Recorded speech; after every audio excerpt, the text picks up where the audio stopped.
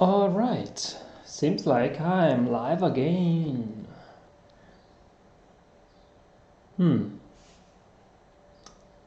Okay. Yes, I am. The streaming seems like it is working. Not the best stream ever. Yeah, my bandwidth is not the best one. But let's see if the quality is somewhat worth watching. Let's check it out on my other device. And I also hope the audio is somewhat enjoyable.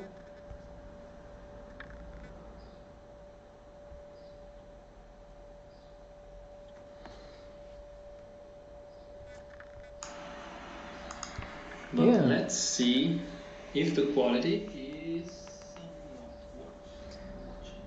Definitely intelligible. Check it out on my other device. And I also hope the audio.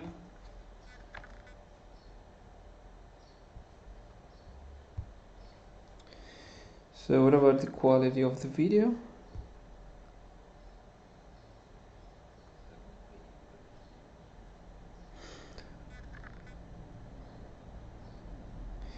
It can go up to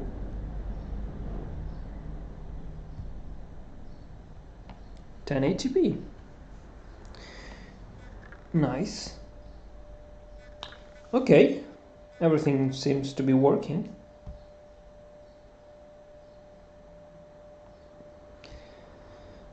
Let's go and do some Vulkan programming.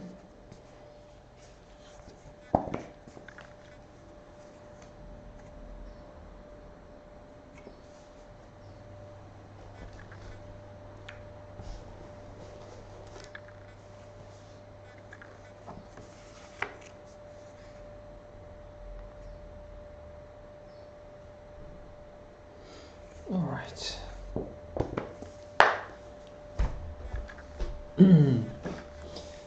So the last time I was in a live and developing this test project, I was basically just moving things around and cleaning up the main CPP file because it was a mess and it contained everything in that single CPP file. And I have now moved away the application creation and also the main rendering. The main render loop into this app class, and what it does is it creates a Vulkan context, generates a window, creates a surface, and everything needs to render. The main command queue gets the first device, physical device that it encounters, which happens in the find device. So the first one that suits some of the specs, like being a graphics device and compatible with the surface rendering, gets that one and starts rendering. It initializes a pipeline, which all it does is to draw an image into the screen. This will probably lead to a problem, so I will just return true, and I hope we can compile this to see what happened the last time.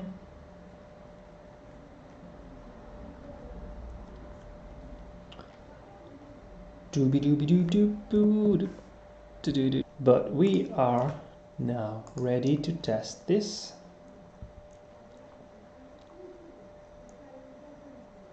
And yes, it is doing exactly what it is supposed to do. It is taking an image that is being loaded from memory as a texture, and then it is drawing a quad in a full screen mode, and that's just it. That's all it does. It is actually not rescaling. So that means the resize function doesn't get called when the windows gets resized. That should likely happen somewhere. Where is the Windows creation? Window gets created.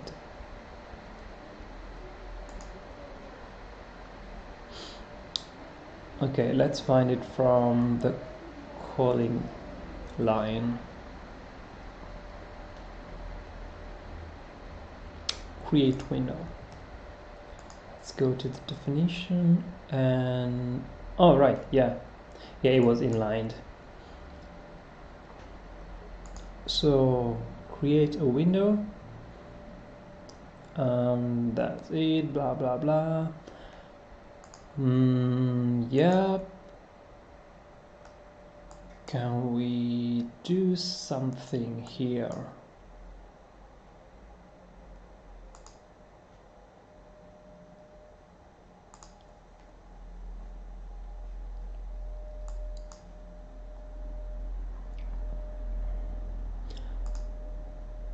So whenever this gets resized,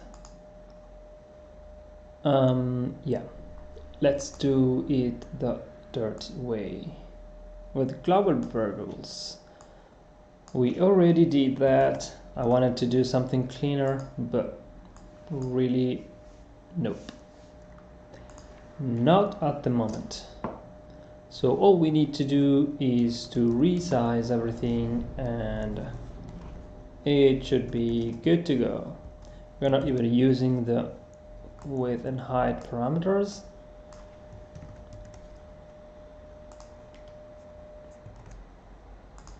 Good. Create swap chain, create commands. We need to recreate all the commands buffers because they depend on the swap chain images. So if that gets resized, it means that the image memory is not valid, no longer valid. So we need to get new ones. And that means that our frame buffer is invalid as well, which also means that our commands are no longer valid. So we need to recreate everything.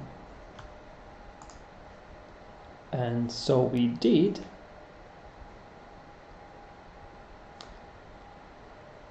Let's see if that works.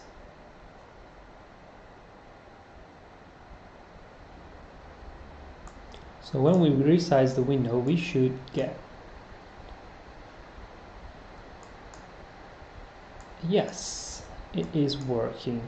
So if you've noticed, before I did this change, what is it called? The render dock overlay was getting stretched. But now, since we are doing it right, everything works.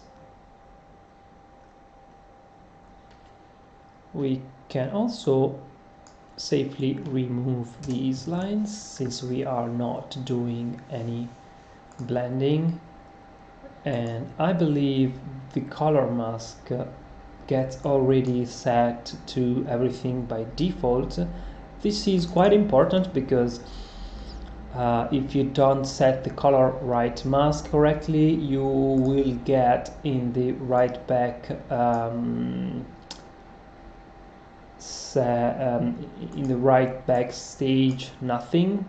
Basically your computed pixel will be just lost and it will never get written to the frame buffer, which makes everything useless. But I believe that could potentially be already set by default in the constructor.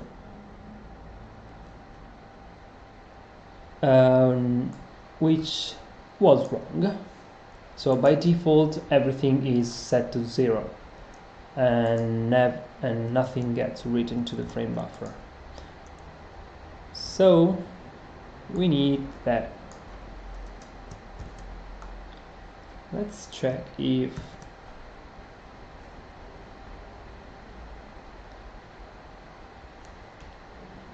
there's all flags, if there's not anything like that. I'm looking for some shortcut that already has all of them in place, some sort of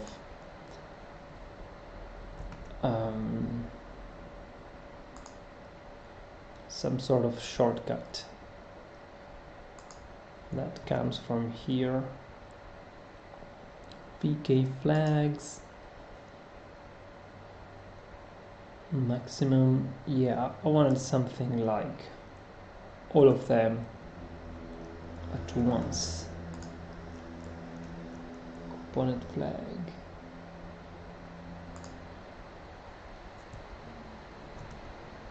Can we find something? Yeah.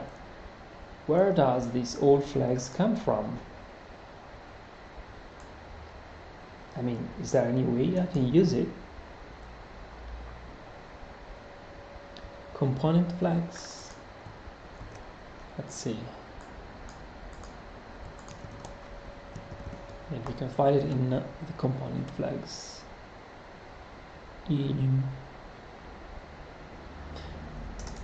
Namespace. Flags. All flags. There's no such thing.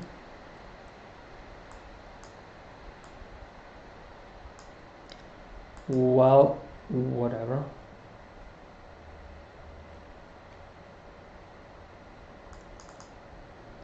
Flag beats. This is an unnamed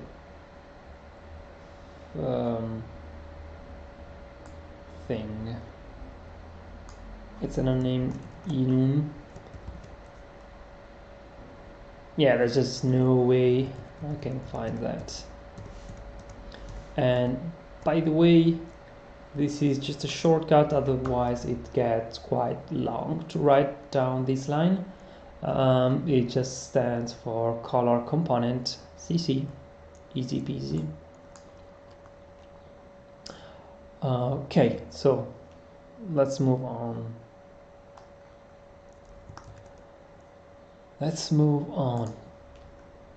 And let's get back to the render target. The first thing that we need to do is to create what? The color attachment, which is an RGBA image, right? An RGBA image needs some memory space, which is suited for the image operations, and we may also want to create a staging buffer, which is then used to upload data. We may not need to do that at this time, but just for an example,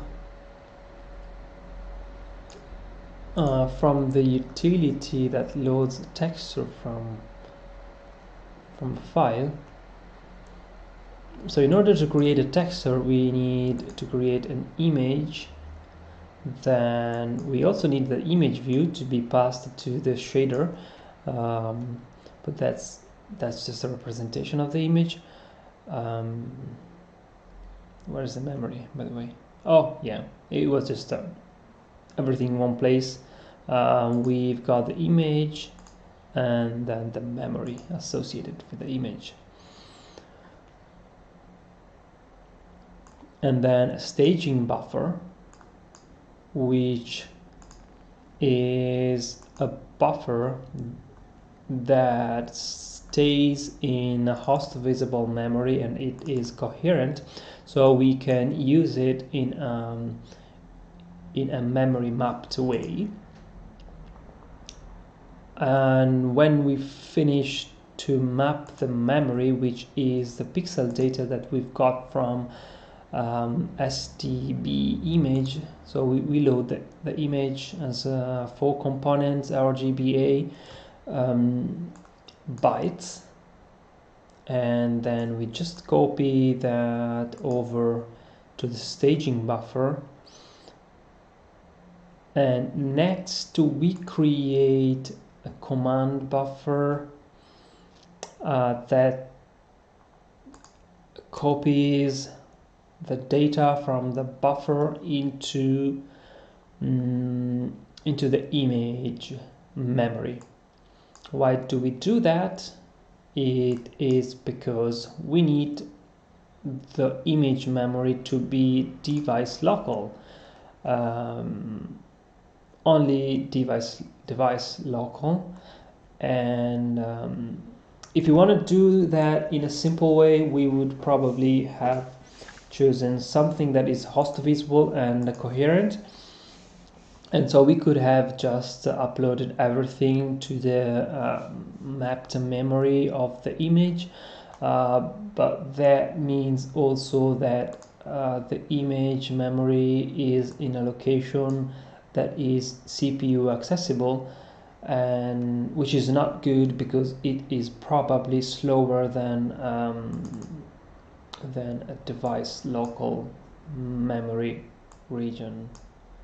I'm not sure if this is clear enough, but it's not my focus at the moment. All right, so once we have that, we've got the image. But what I need right now is this section here. We don't need any staging buffer because we are not uploading anything to the memory. We will just leave it as an uninitialized image. In the creation thing, we state that we've got the size, and we are creating the frame buffer. This is probably the best location to do the whole thing. And during the frame buffer creation, we also create the image. So we've already got the size of the frame buffer, which is also the size of the image, and we will just simply copy this over. It's in pixel, obviously. The device, we probably need to pass this over to every function that gets called. And we also need the physical device. Snap. Yeah, because we need to find memory locations.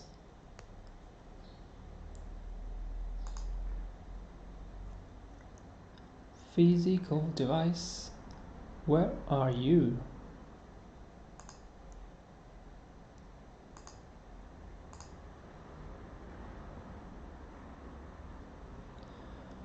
Yeah, this happens when I'm just too lazy to write. Cast VK physical device reference PD. It was actually faster to just type that in. Unique memory. Samples, just one sample. It is optimal. Good. So what is the usage of this?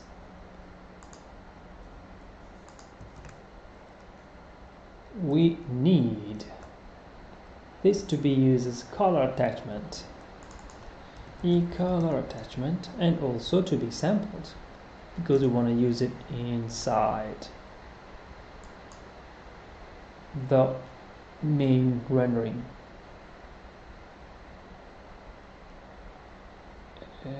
Is okay. Transfer source. It's none of those. Good.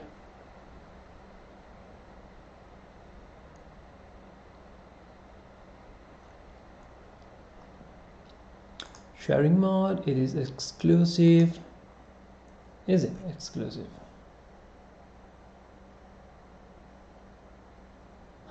This will be used in different command buffers, so I'm not sure if this is actually exclusive.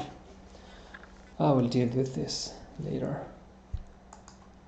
Just leave this as a note to do. Check this, since it will likely be used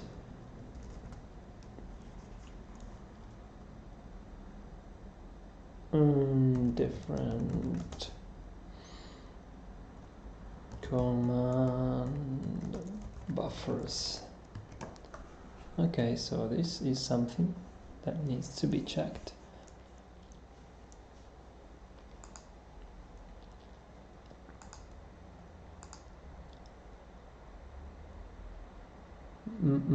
Initial layout, it is undefined.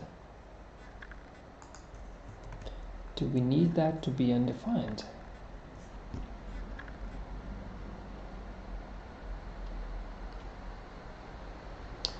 Why not just set it to color attachment?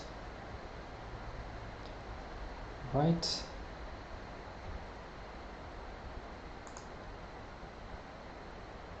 And we also get the view image, frame buffer, blah blah blah. Let's store these values because otherwise they will get lost.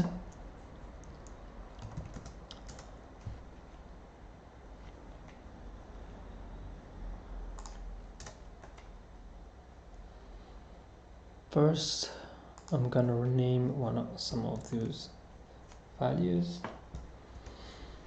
So that is an frame buffer image.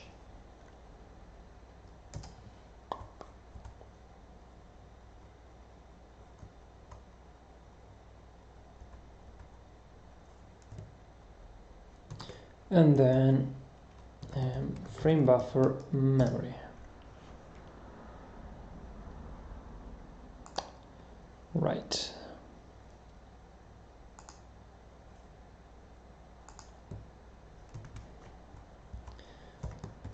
Frame buffer view. We've almost got everything that we need.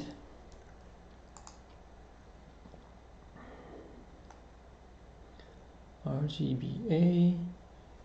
Everything looks all right.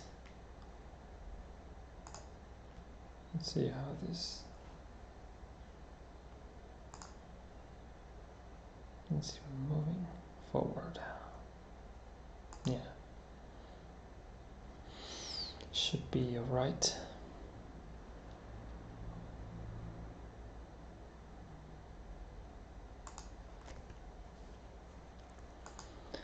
frame buffer, view,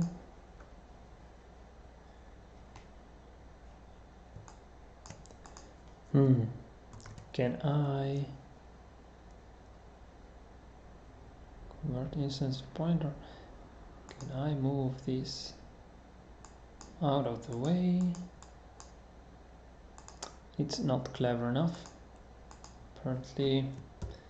What about this? Move definition location. Oh, come on. What the hell was that?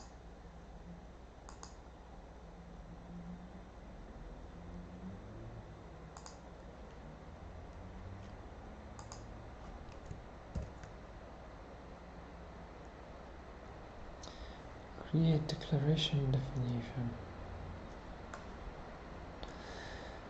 This is just nonsense. Completely nonsense. I will have to do that manually. Let's save all of these values up here. And it didn't even get renamed properly.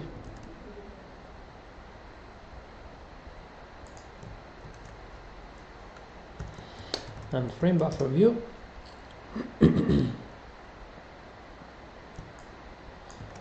Let's also back this memory.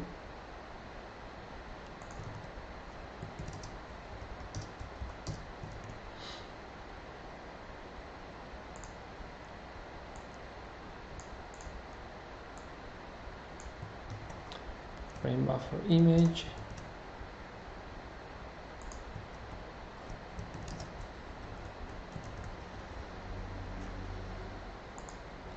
Okay, this got saved. This also got saved.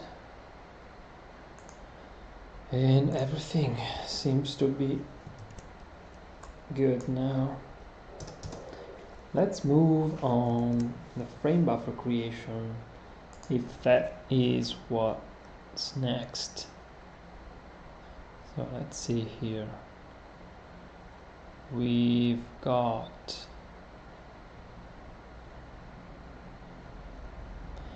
the image, frame buffer. Where does the frame buffer get created? Here. Let's just copy paste this.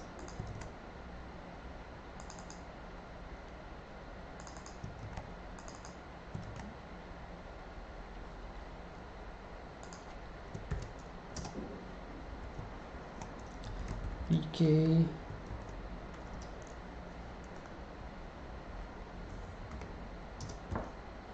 Frame buffer info.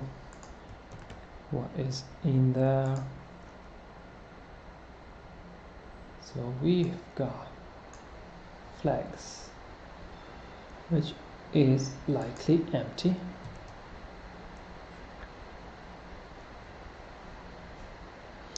Imageless, we don't need an imageless frame buffer. So let's move on render pass. We need a render pass first. What is in render pass?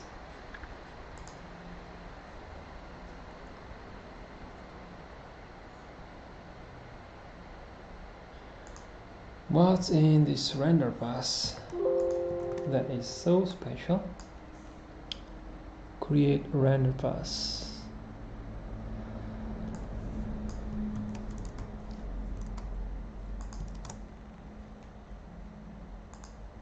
Yeah, that also creates the render pass in the frame buffer. What the render pass says is that we have an attachment description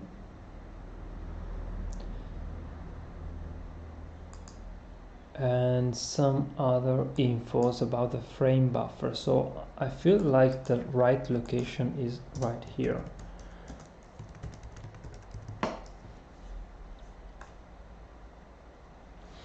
rather than the pipeline, because most of the pipelines that are going to use that frame buffer are probably needs to be set that way. Let's see if this holds.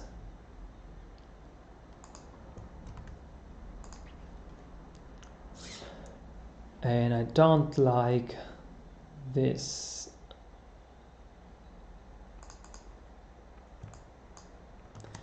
way of initializing the struct.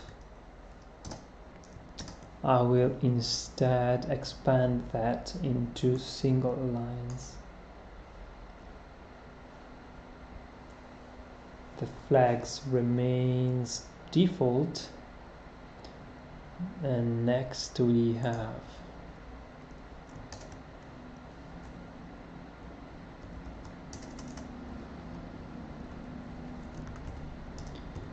render pass format.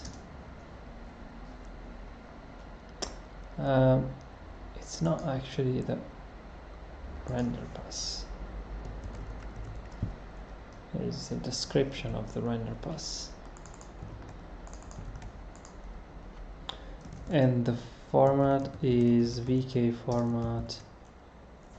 Let's just copy this over, which is BGRU norm. It is unsigned and it is normalized from 0 to 1.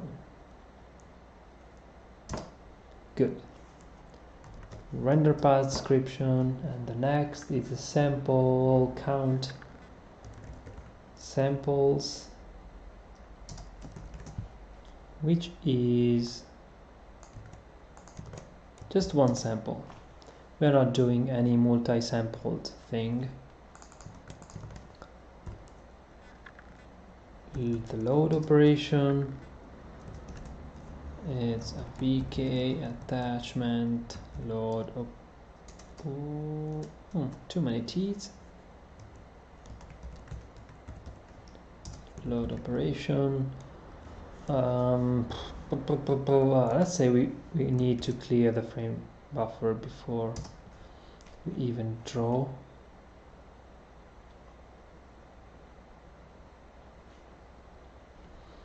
And then we have a store operation. Render path descriptor. Store operation is a VK attachment store operation, which is store. And the same goes for stencil, and let's just do a copy. Stencil load operation. This one we don't care. We don't have any stencil or depth. Stencil store operation, and again we don't care about that. What is the initial layout? Right, render.initial layout. What is the initial layout?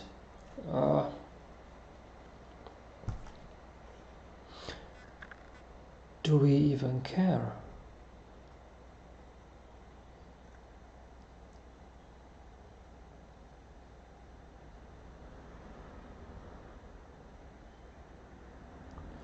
We don't care.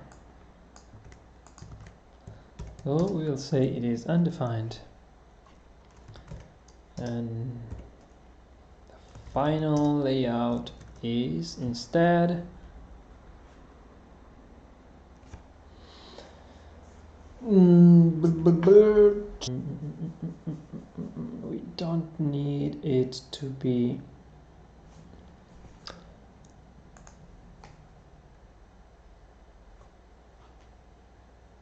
it is a color attachment. So the initial layout is a color attachment.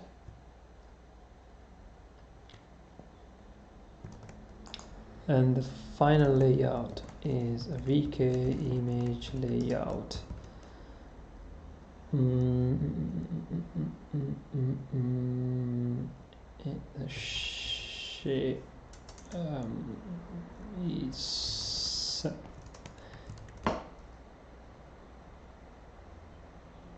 shader read only, right?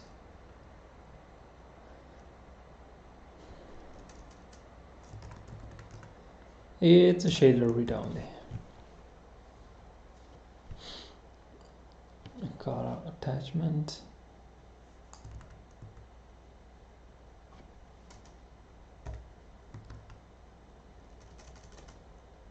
Color attachment.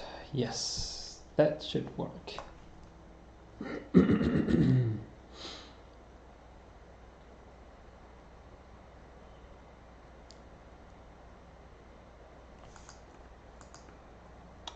Or we just say it's undefined because we already know that works. We can mess up with it later.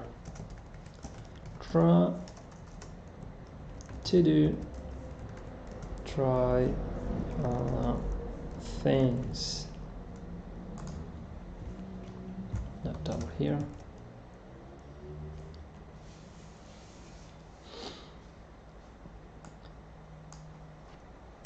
Clean things up.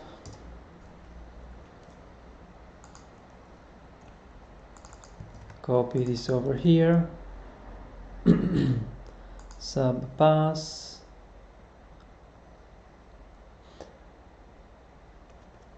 What's going on here? Zero attachment.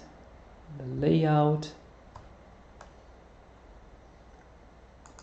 Subpass.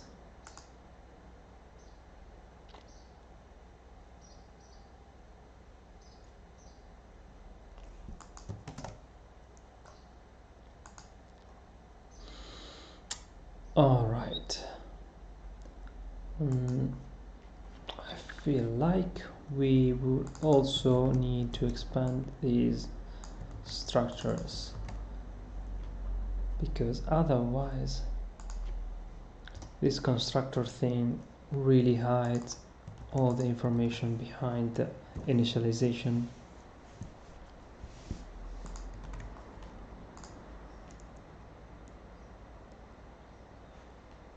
So what is going on here? We've got the default flag, pipeline bind point,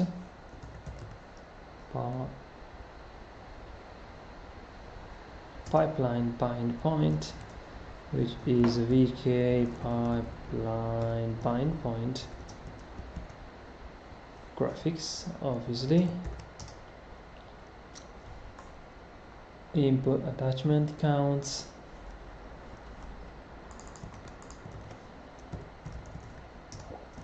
Which is just one. Input attachments.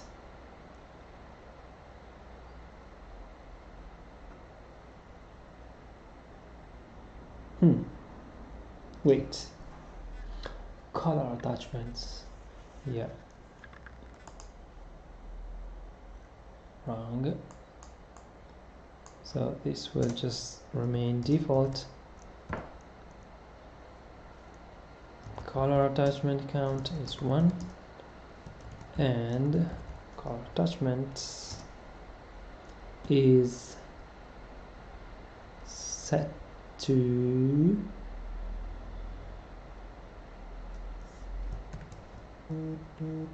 reference to pipeline color reference.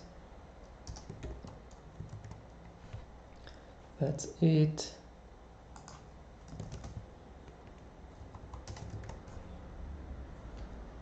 We can remove this initialization.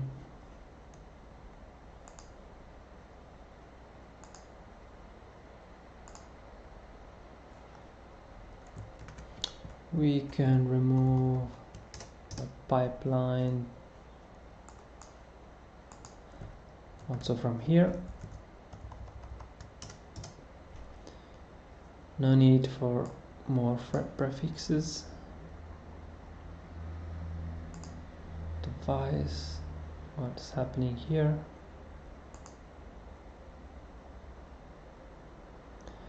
Okay, render path is undefined. We will define it here. VK unique render path. Render path. Okay. And we've got that defined.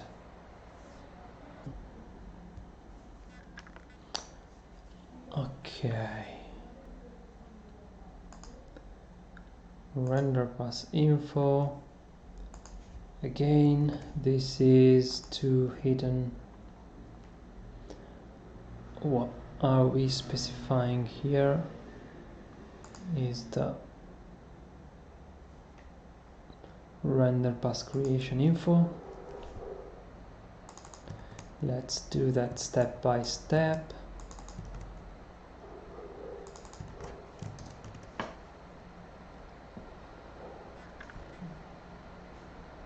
No, okay, so default flags again. We already get that for free using the C++ headers. And what we are interested into is the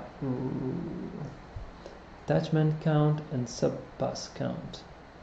We have only one attachment count,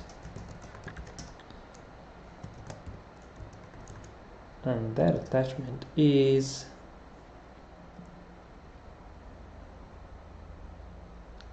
what the hell? Oh yeah, over there. Attachment description.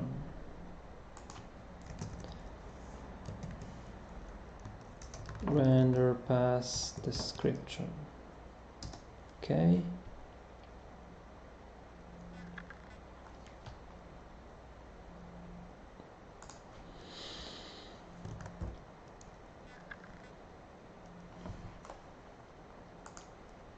Then we have subpass count, which is again 1,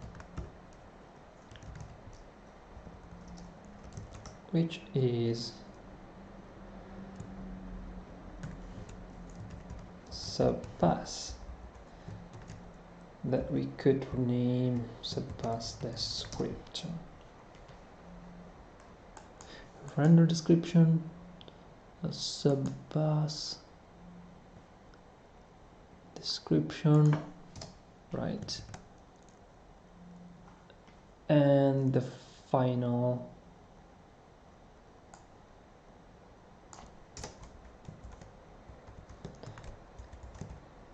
render path creation info. What's wrong here? Device. We've got a render path apparently. Okay. That we can now use in the frame buffer creation. All right. Yes. With the image view.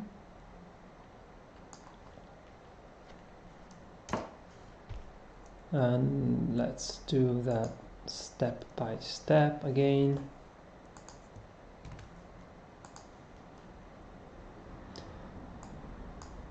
Let me bring this up. Default flags again. And just out of curiosity, what is in here? Yeah, the same one that we have already looked into before. So the first information that we need is the render path. So say that is the render path. This star operator actually gets the hidden opaque Vulkan identifier out of the unique pointer, which also equivalent to get. So when we say get, we get the render pass VK object.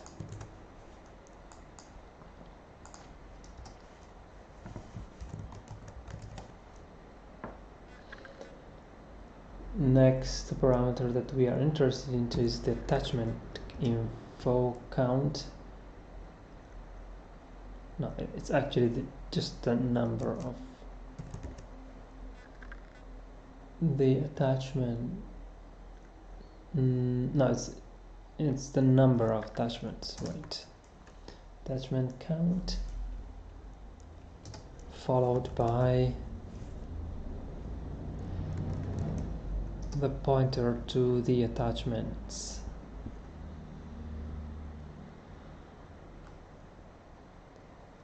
Which was framebuffer.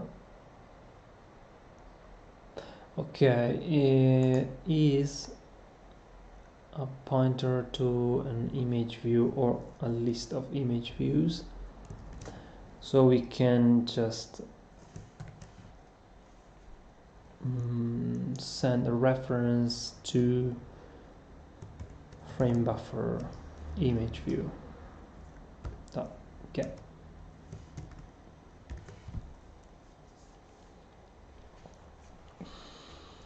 Okay, render pass, attachments, and now the size of the frame buffer. The width is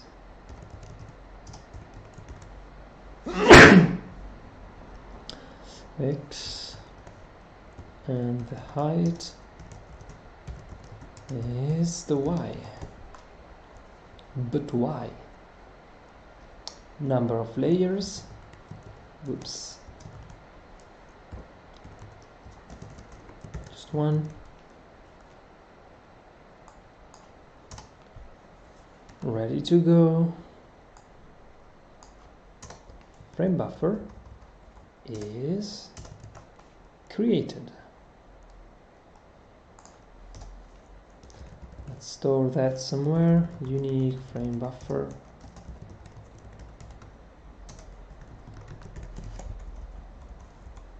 Frame buffer. We've got everything we need to create a frame buffer. So we should have a frame buffer by now.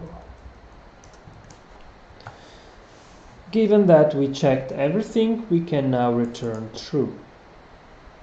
So checking everything simply means that we are checking that everything gets created, but hopefully if anything gets wrong, we should have an exception thrown by Vulkan.hpp. Right. And now it's time to create the frame buffer. Physical device and device.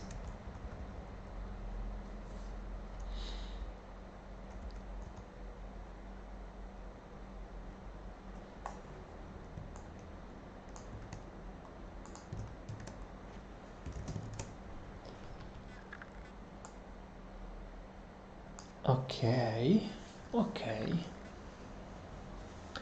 Create the frame buffer.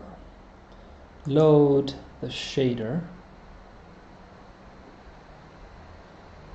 And we still need to load the shaders, right? We are now back to defining the pipeline for drawing to our off-screen render target. How can we do that the simplest way? Or let's say just return true from here, and let's test this code.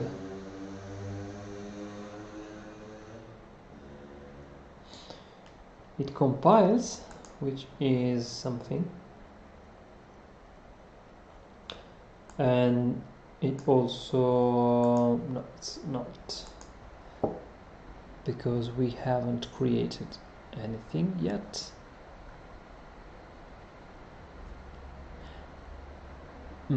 We also need to move this out of the way,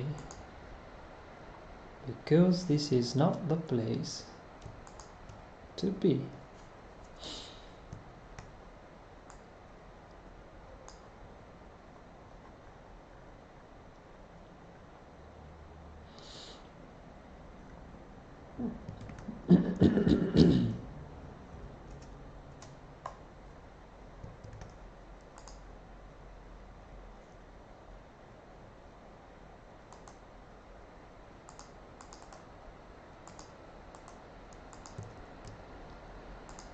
Let's create a new file, which is render.get.cpp.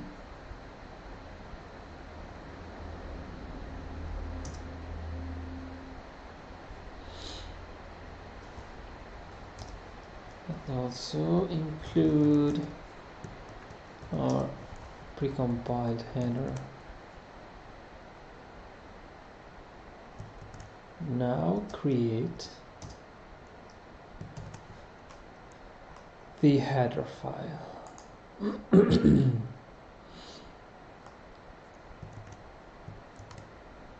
Okay. The header file gets included here, which should also propagate the Vulkan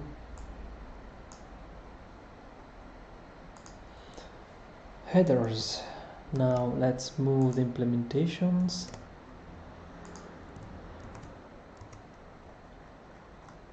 So we can also include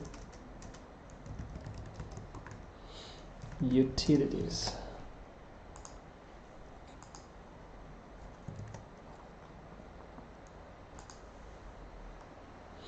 Now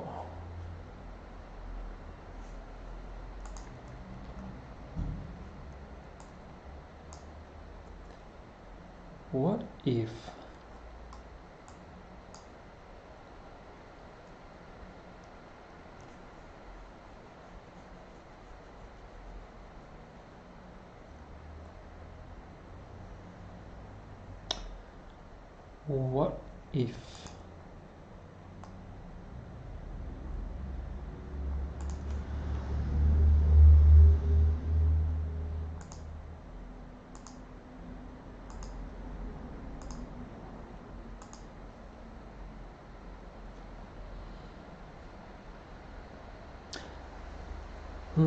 yeah, I'm thinking on how do I make this application more flexible.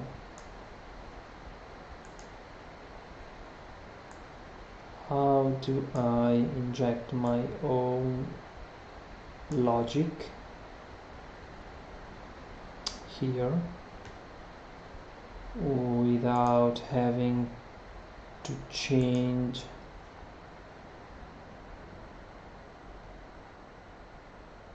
this file?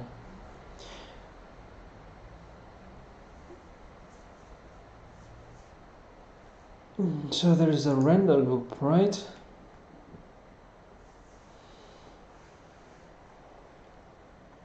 There is a render loop,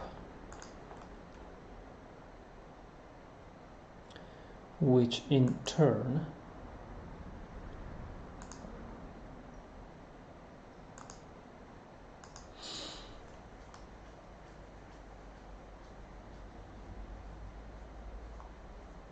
okay,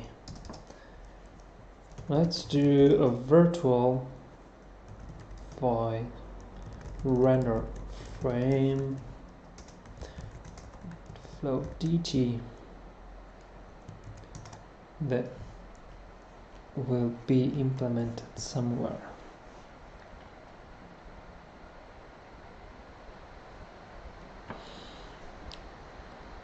What happens there is that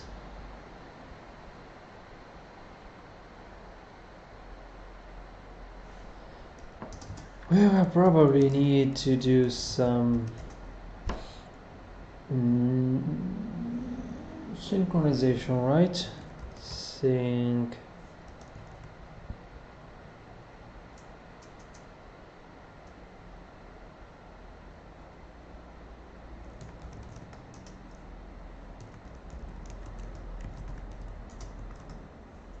synchronize stuff here. How did I even call that? On render frame. On render frame, let's say it's a 0. We will compute the delta time somewhere. dt 0 to do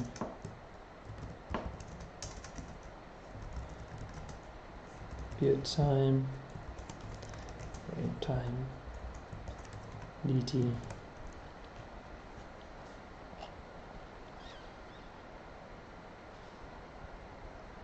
Okay.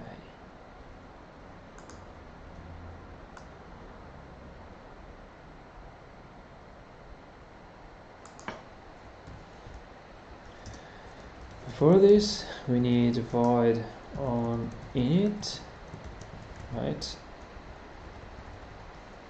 Which we can set to 0. We don't need a default behavior.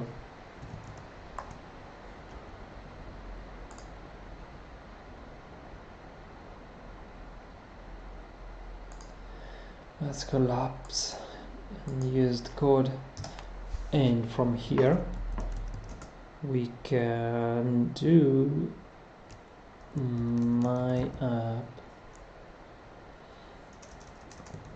test app. Let's do that, or better, throw app, which extends publicly from app, right?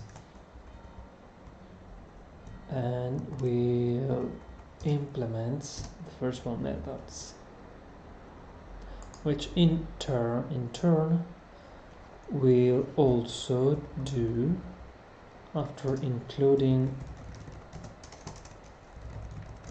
our render target class, it will define a render target, or T, that we will create right here. No.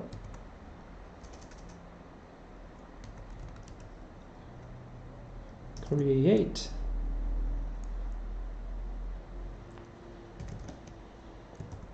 physical device,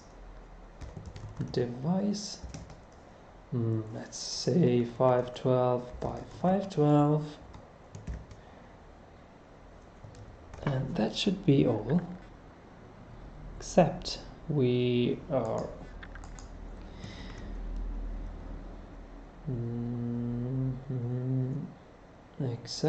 need to set everything to public, which is not a good way, but it's the fastest way.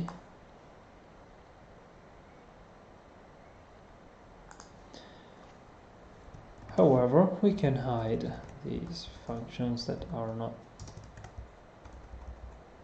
should not be accessible.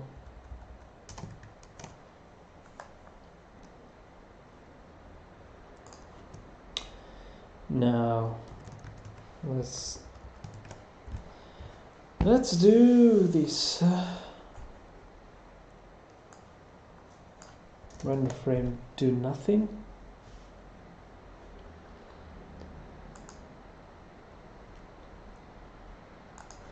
Okay, good. Let's try compiling, which works. Everything compiled successfully, so we didn't make any C++ error so far. This is compiling. We are not getting any not yet, because we are not calling the initializer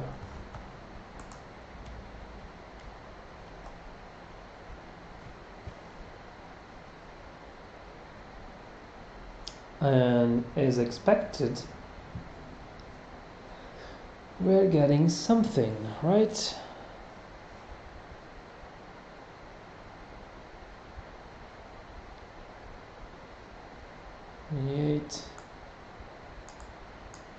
Which is good, at least we have something to fix. Initial layout character must be undefined.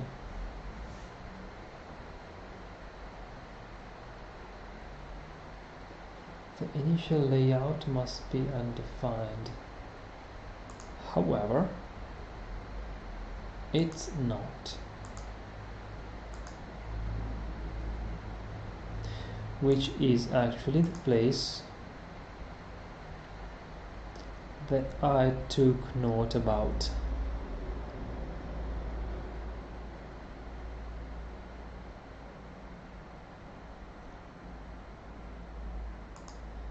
And I believe this is about image create info initial layout.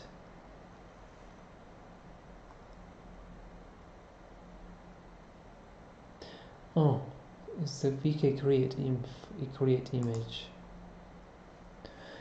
Vk create image, which gets called here.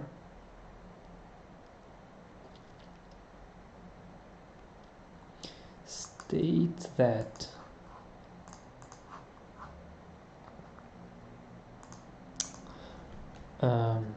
what the hell? Okay, this states that initial layout must be undefined or pre-initialized. Okay, so the first layout must be undefined.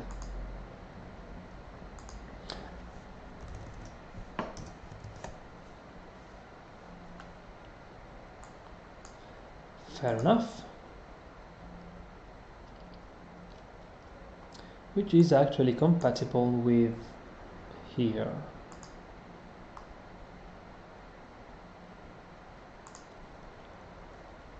So, okay.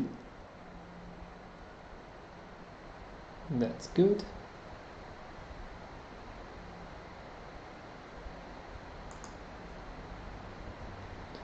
We are now left with the other error, which comes from vk create framebuffer. Vk create framebuffer, which is the last line of our function, has something wrong. So let's read the image, the message. Attachment 0 has format RGB, a unorm that does not match the format. Unorm. What the hell? It looks very much the same to me. RGB, okay. One is an RGB and the other one is BG, whatever. It's reversed. So let's fix that.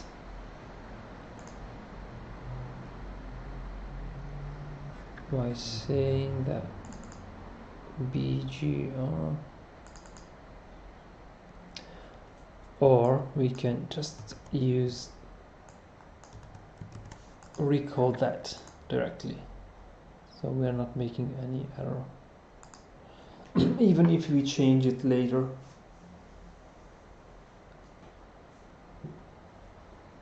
Okay, seems like no errors are getting in the way.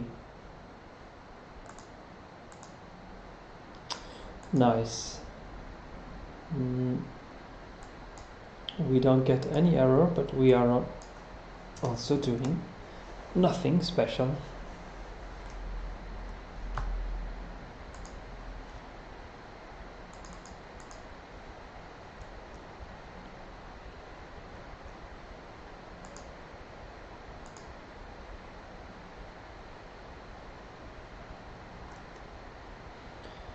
I'm getting a lot of warnings. Okay.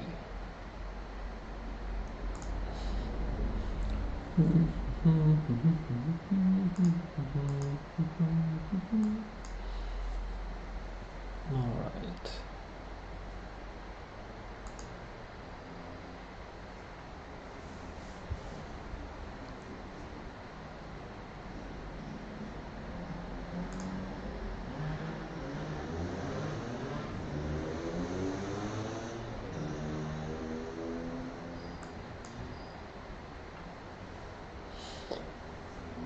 I'm gonna grab some water.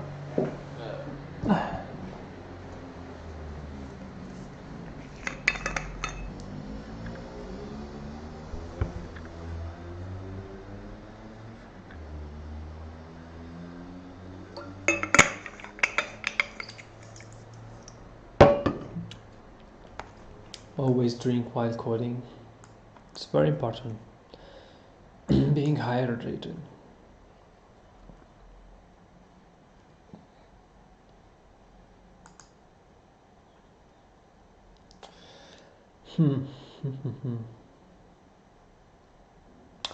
Okay.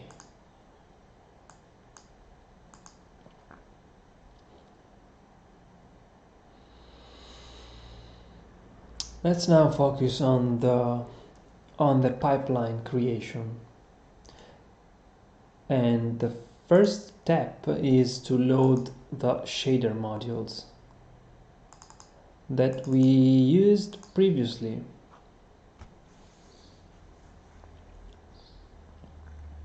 Here's the shaders fragment, and here's the shaders Vertex code.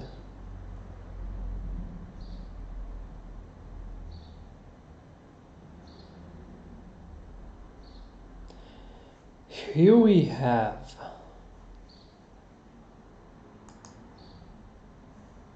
three attributes.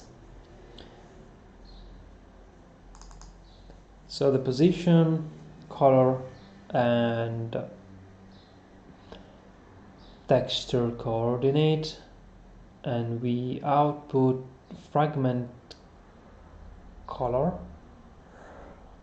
from the vertex color and the fragment texture coordinate. We also have a UBO that only contains the model view projection matrix. Here we have texture, another texture, another UBO which contains the color,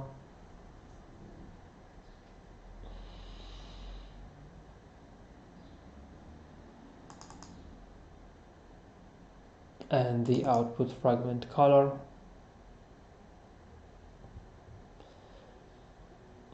Okay, there is quite a lot to unpack here. So let's do this step by step.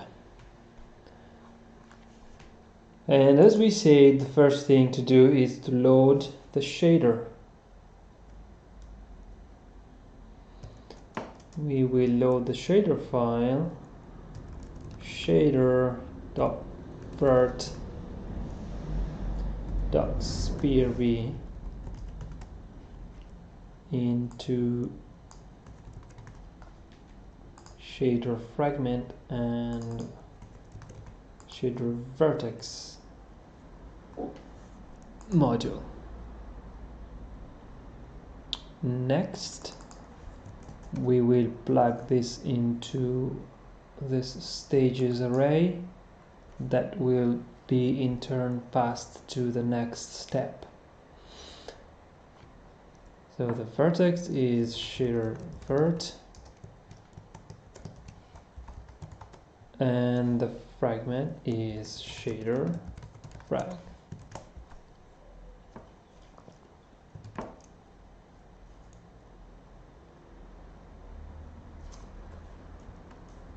I forgot the star.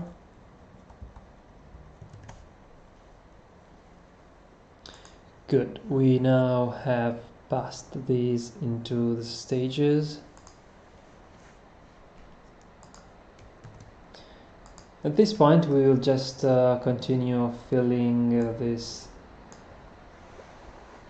huge struct of structures, pointers. We've got the stages. We will now define the vertex input state.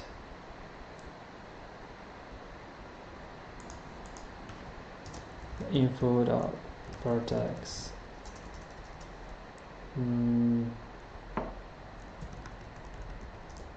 vertex input state,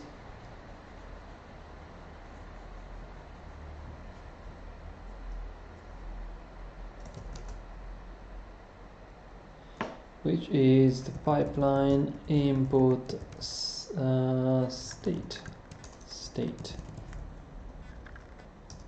And let's create that in place. Well, let's say pp.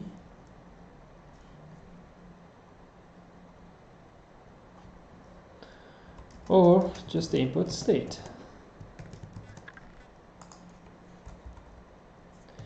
vk pipeline vertex input state, create info.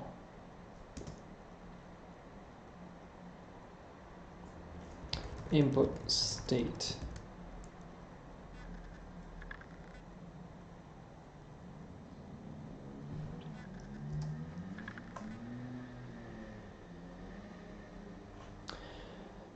Next we need to define an input assembly state. Input state, assembly state. Yeah, let's call that assembly state.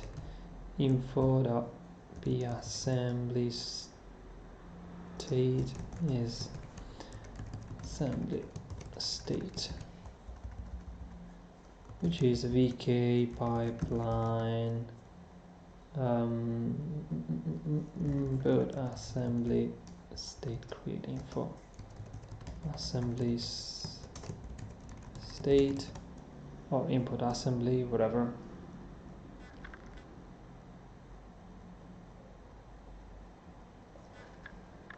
We don't need any tessellation stage. The tessellation state should go null, and viewport state, right? Info.viewport state, we absolutely need this, otherwise it will not render much.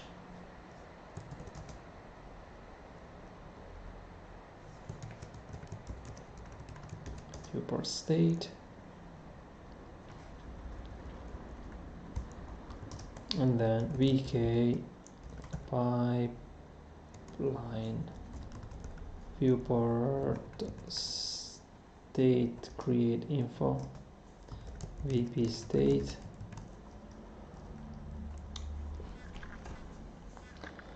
What else we've got here? The rasterization state. Rasterization state.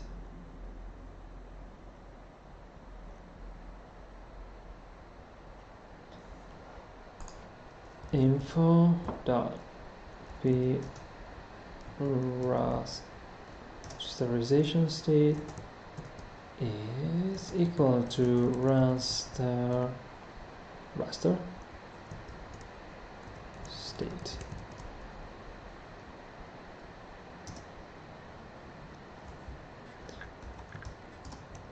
PK raster state pipeline rasterization.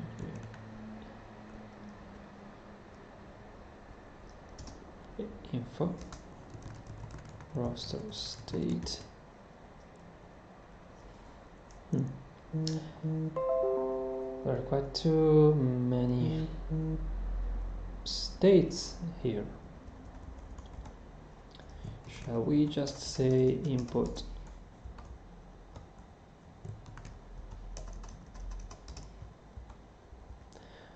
or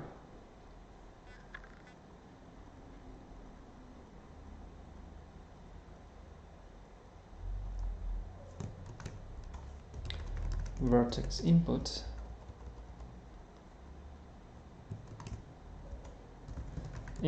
assembly viewport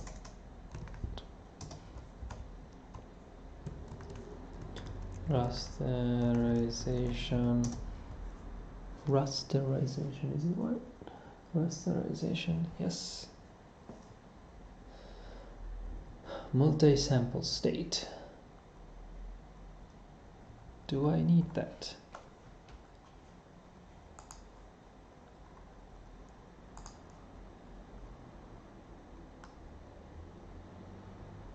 Do I need the multi-sample? Yes, we need that, but it's quite straightforward to define it.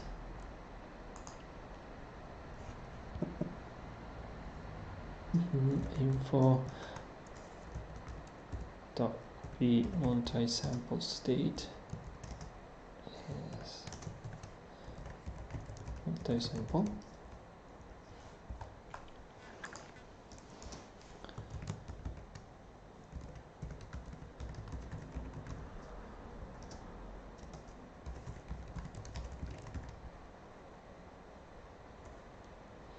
Next, we also need to define all of these structures.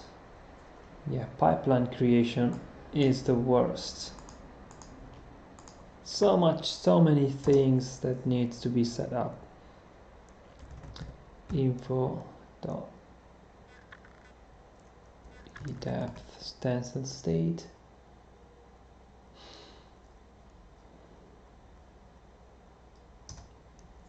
Do I need to define this one as well?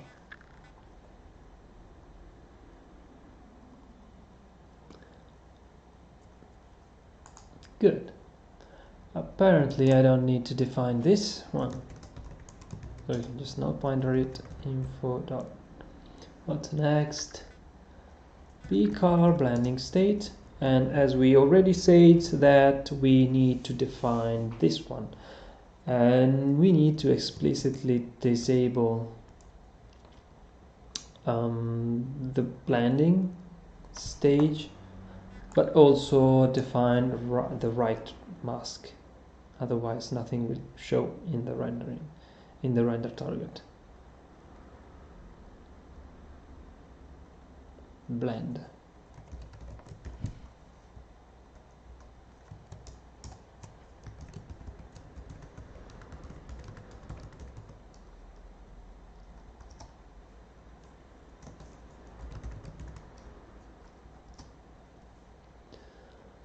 And dynamic state. No need for dynamic states really, because the frame buffer size will never change.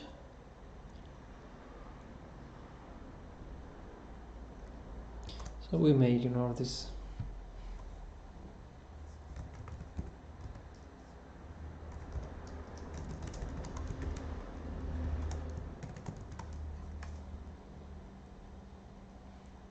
Or it may even need this, an empty one. Let's see. What is left? Yeah, now we need big objects like the pipeline layout.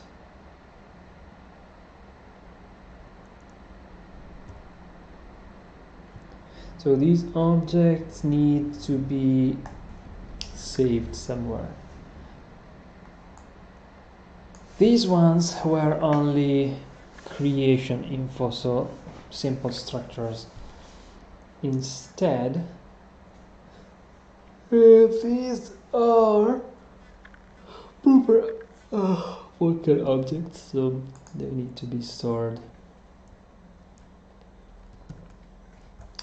right here. And we've got the pipeline layout, unique pointer, just call it layout.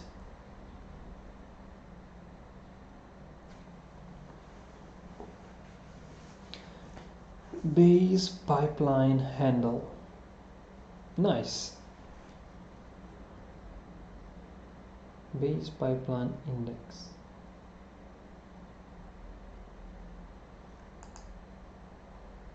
Can I use a template?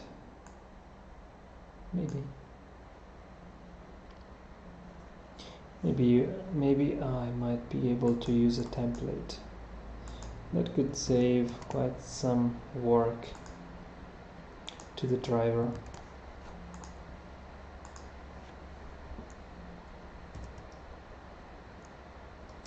So the layout will be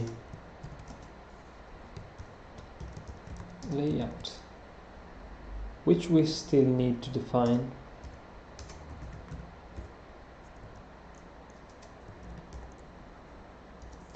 We already have the subbus.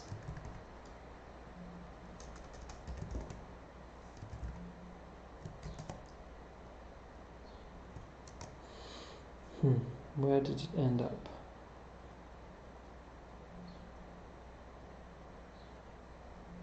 Where is the subbus? Subbus, where? No, not subbus. What the hell? Render bus.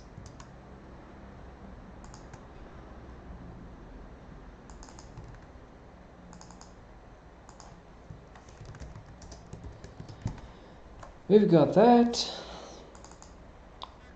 Subbus. It's gonna be 0.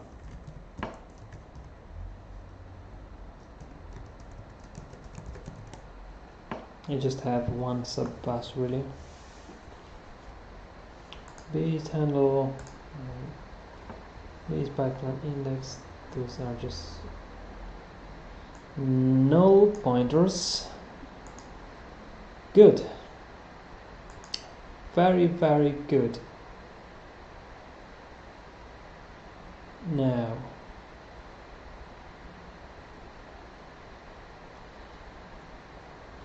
stages.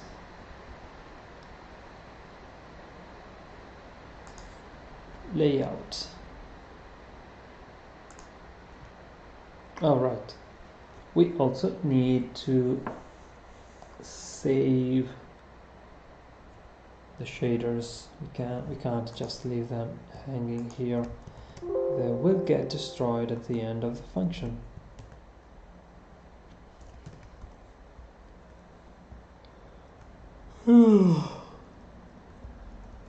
Okay, good. Honestly, I don't feel comfortable having a shader module inside the render target, but all we need right now is to get things working.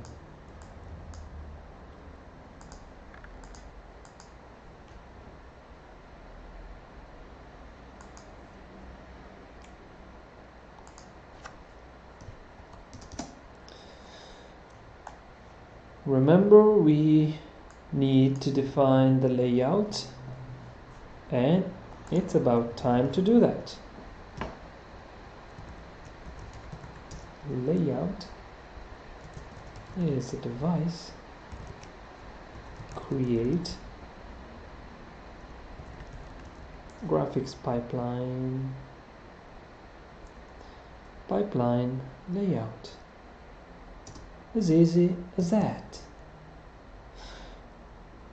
But we need the pipeline layout create info.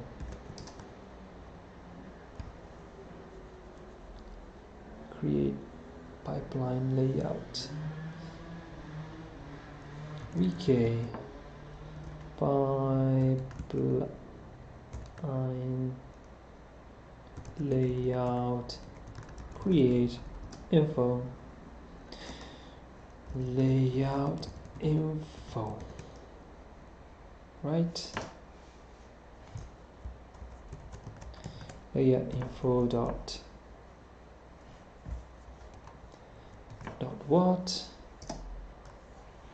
Let's go and discover it in to the Vulkan headers. We've got some nice flags here, which will probably lead to nothing. Exactly, this is just an empty placeholder for the future. Set layout count. Layout count. What is this layout even for?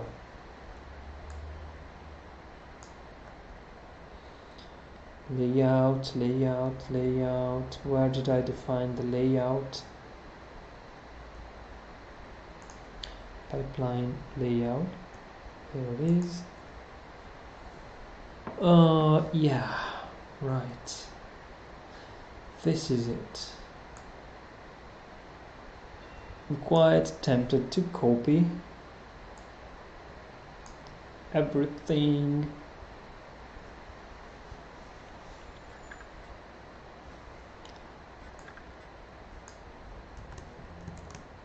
And I will do that.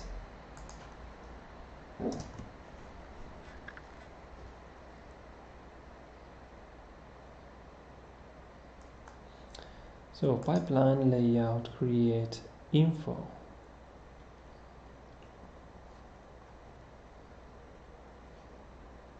Which gets set layout count, which is 1, right?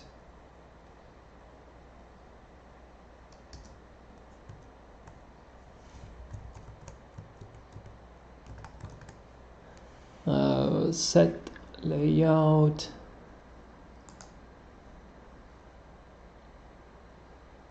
create set layout. What the hell? Descriptor set layout. Oh, come on, another object hanging around.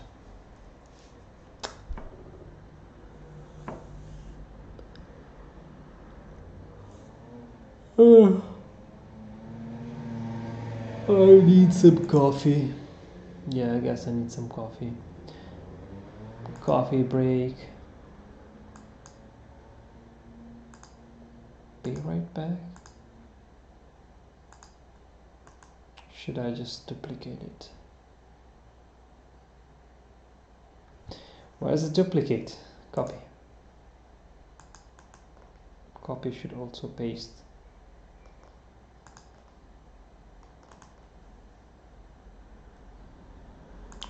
Rename. Coffee.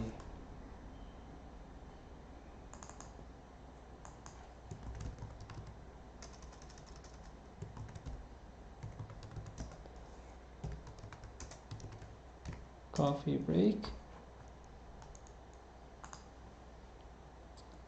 Boom. Coffee break.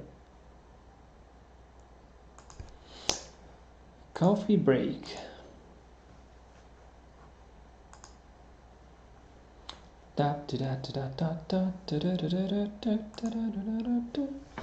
I'm gonna grab some coffee. Break. Should take 5 minutes or so.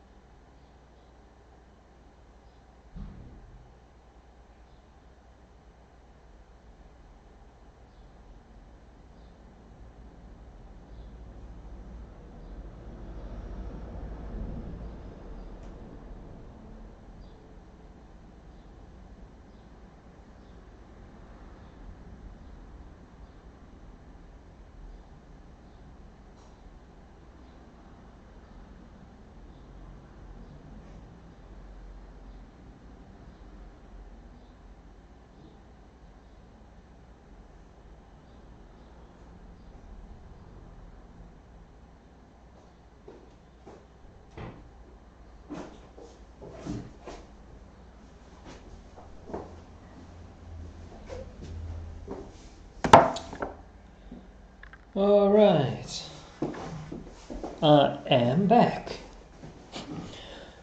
with some freshly ground Italian coffee made with a brand new Italian mocha. I feel so Italiano.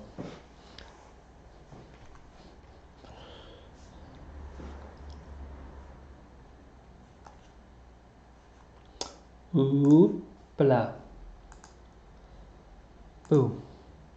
Let's get back to work. Right.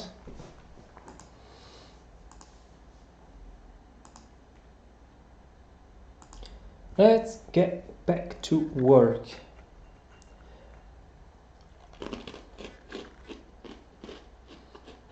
I probably should not be eating while talking, but I'm hungry. So layout create info, right? I was actually defining more objects and creating them. What is this? What is even that? Layout create info. So first of all, we don't need that because we've already defined one here. But we need to fill this with proper data. We say that we have a set layout count actually, which is not a verb. It's the name of the object that it will contain. Pipeline layout. Right, so and the next one is say set layouts. Descriptor set layout. Okay, so we need a descriptor set layout and we need to create one.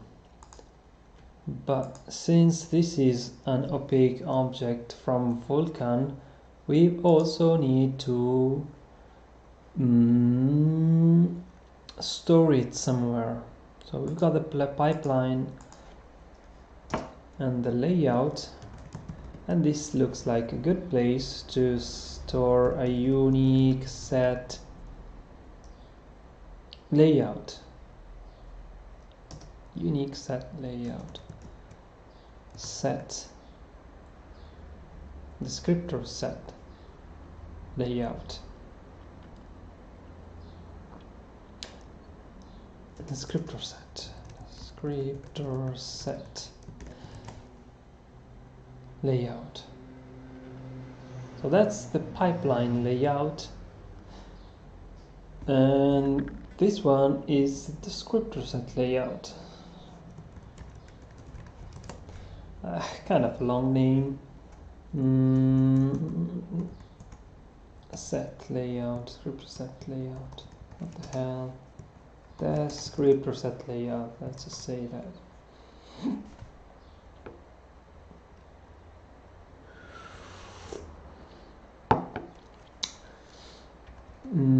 That being said,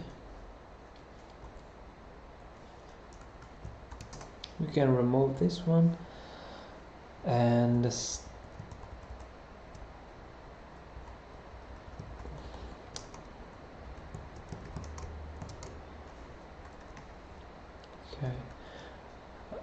descriptor set.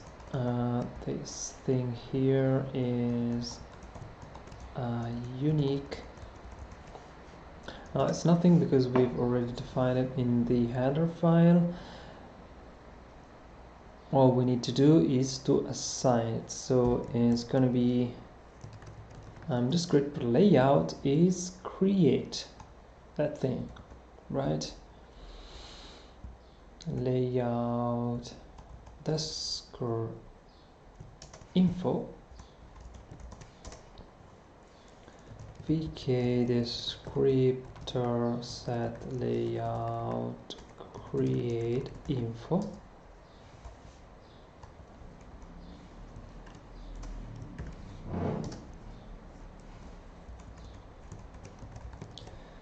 again, let's expand these values so it is easier to read. Open again, but we need, what do we need? Flags, which is by default empty as usual, binding count and bindings. So binding count is 1. Yes, is it? No, it's not. It actually depends on the array. So we want to define something that is quite dynamic. So if for any reason we will be changing the number of the descriptor, this will reflect down here properly. Bindings is the actual array data. Cool. All we need to do is to streamline the descriptor info, and we end up creating a descriptor layout that will be then passed over here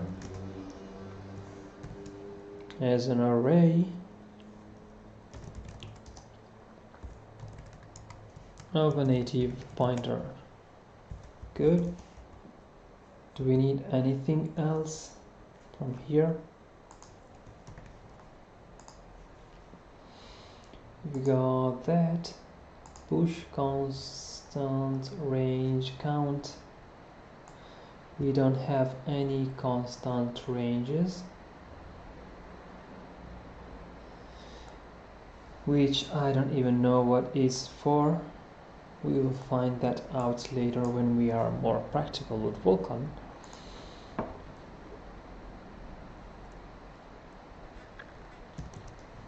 Layout info. What's wrong now? Allocator. Pipeline layout create info. Something is wrong. Did I even say that it is a unique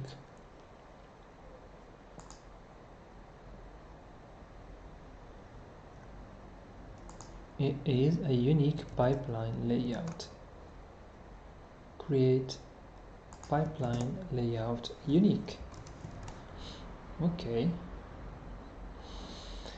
we've got that sorted as well. So we have everything we need. And okay, so we are now ready to test it, shall we?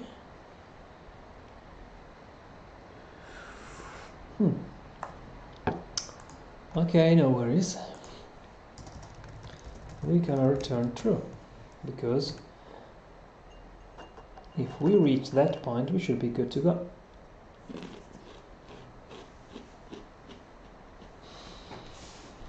So not everything went as smooth as I thought, but we can fix them one by one right now. First of all, P stages is null. Why is P stages null?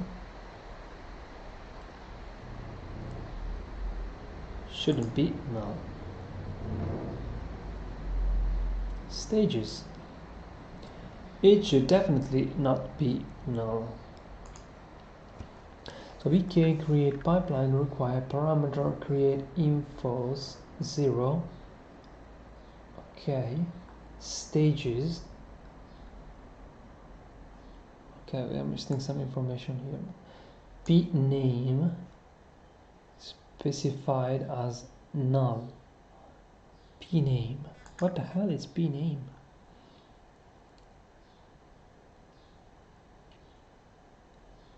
P name.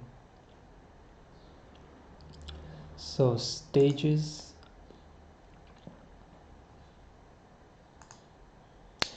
This looks kind of tricky. The Vulkan states p name must be null terminated. Oh really? Spec states the p null must be... What the hell is p name?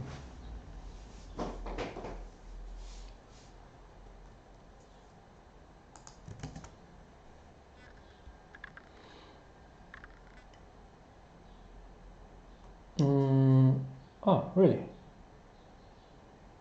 Oh, come on. I forgot the entry point, which is main. And main again.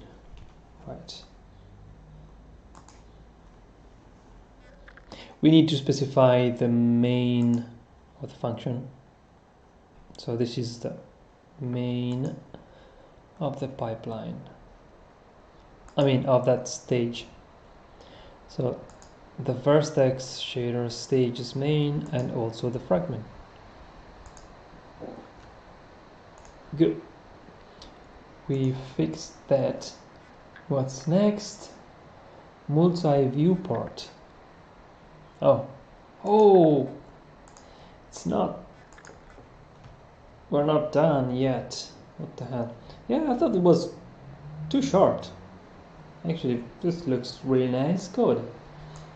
I mean, it will be something that you would deal nicely with it if it was that short, but it actually is not. We need to define every single structure of these.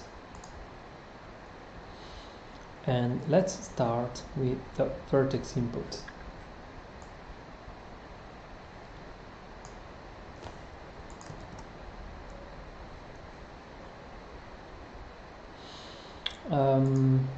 No, let's start with a viewport.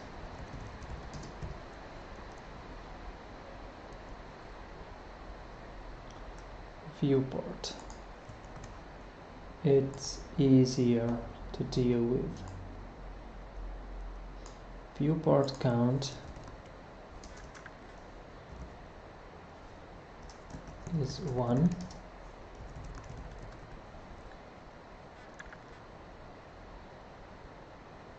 And viewports, which is a viewport,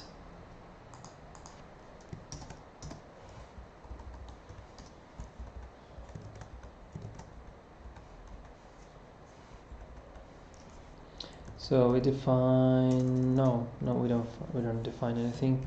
We can just say that viewports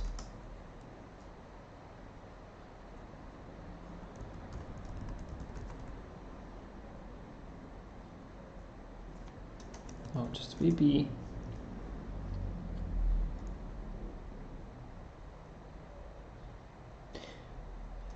What is the definition of the viewport?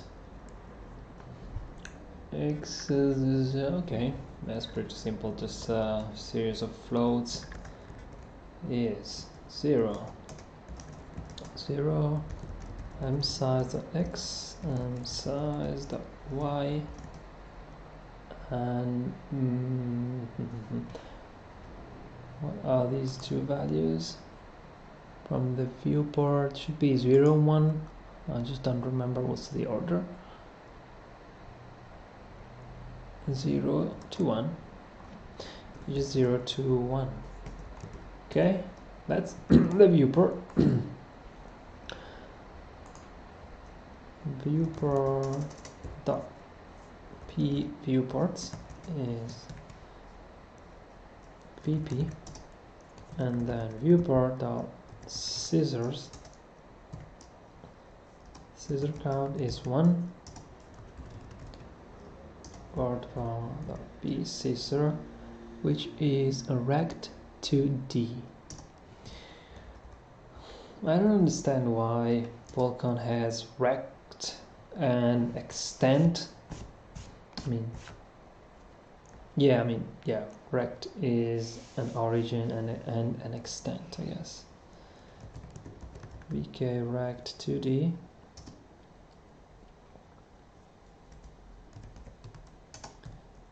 scissor, right? How is it defined? Yeah, it's probably, yeah, it's offset. What the hell is an offset?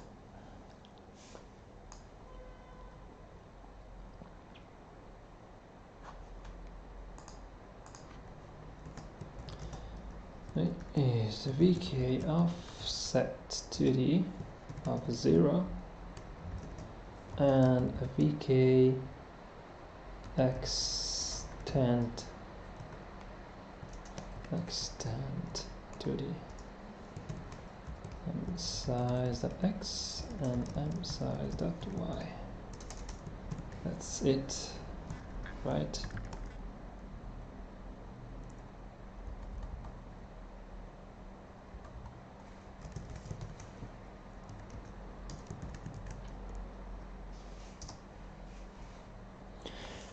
Amazing! We just defined a viewport, so the viewport error should go out of the way. Oh, right. Here's another common error. So if we don't define the dynamic state, which also includes the line width, it is going to complain because we didn't define the line width to be 1. I'm not even sure why it doesn't get that by default. So we need to define, let's keep the order after the blend state. We need to define a vk pipeline dynamic state create info dynamic.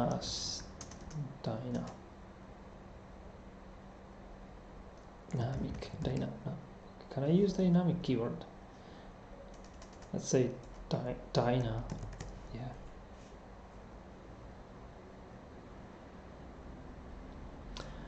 Dynamic state is going to be dyna. Right. Let's define dyna. And let's have a look at the definition of the structure. What is the definition of the structure? Is an array of dynamic states.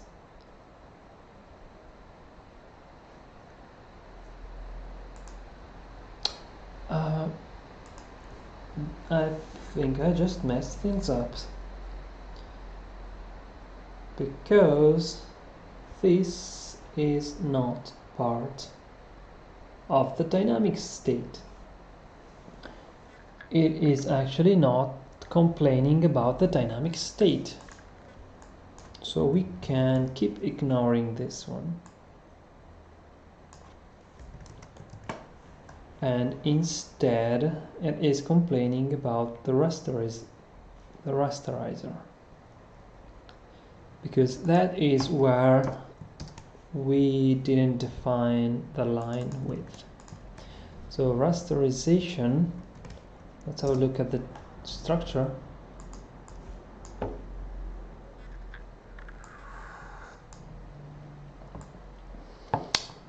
In the rasterization, we've got the depth clamp enabled. We don't need that, so we can just say that it's false. Don't care about it right now. Rasterizer discard enabled. We don't need this either. Okay. Rasterizer polygon mode, we really need to define this one, which is a vk polygon mode fill. Yes, we need to fill.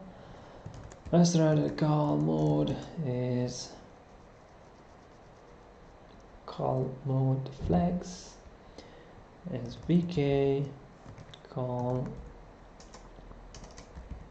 mode flag bits. We need to call back. Can we just say we don't need to call anything? Rasterizer front face is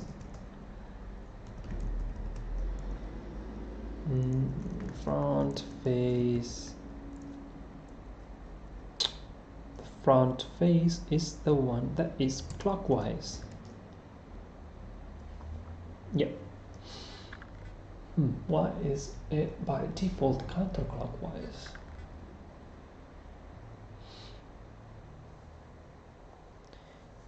We don't need depth bias, so we can just say depth bias enable is false, and everything else can be ignored. We have depth bias, constant factor, clamped, and slope factor. Yes, since we just disabled the whole component, we don't need to define anything else further. And the last one is the one that actually generates the error, because we did not define the line width. For some reason, the HPP constructor did not define it as 1. And I think some of these definitions should really have been defined as real values, not just like placeholders. I know this will generate errors, and so that the developer can have a look into it, but sometimes you just want to create something that is very likely a default one. Multi-sample. Let's also define the multi-sample, which should be pretty easy.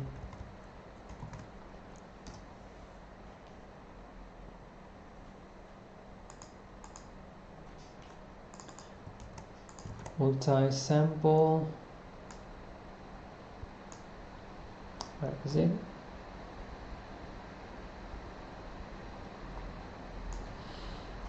No. Ooh.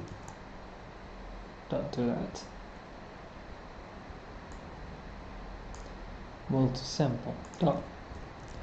Rasterizer sample, which is VK sample count flag bits 1, right? Multi-sample dot sample shading enabled dot sample shading enabled sample shading enabled.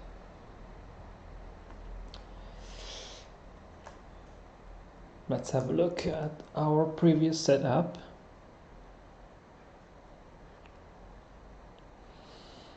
What did I do earlier? So sample shading enabled is false. That means sample shading is 1. We don't have any mask, right? Alpha to coverage enabled is false. Alpha to 1 enabled is false. Okay, fair enough.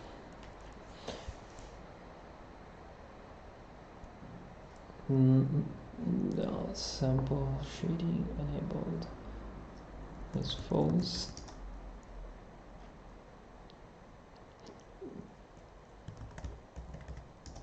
This is 1.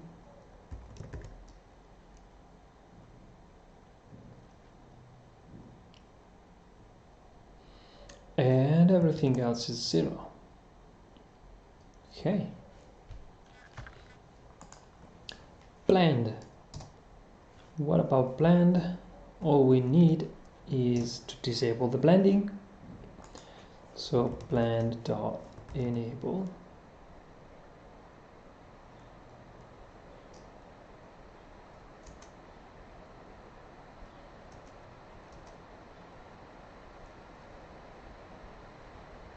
Where's enable?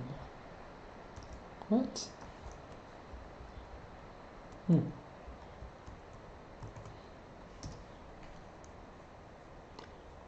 Logic op.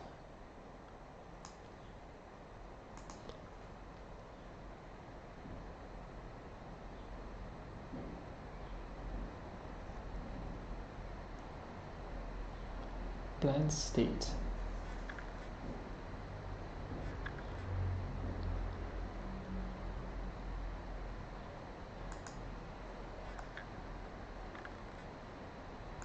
What about blend?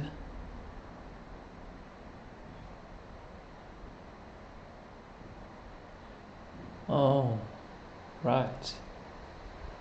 You need to define more stuff. Okay.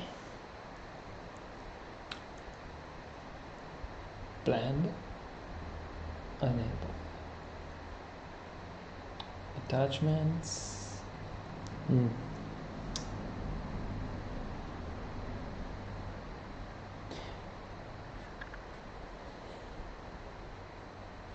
Logical one is disabled.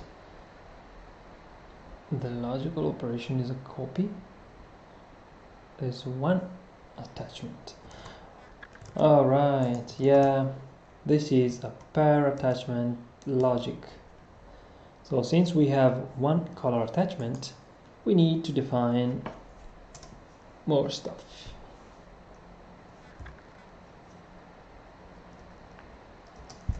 So we don't need the logical operation.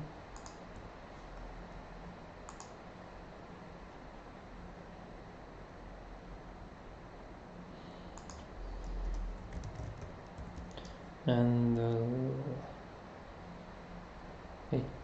the logic operation is anyway a VK logic operation copy. Blend dot.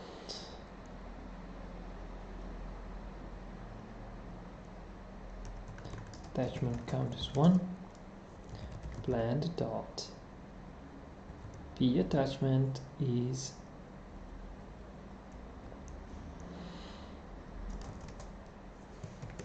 blend attachment or blend color. VK pipeline blend attachment state blend color. We say that blend color the enabled is false. Whoops. And blend color dot mask is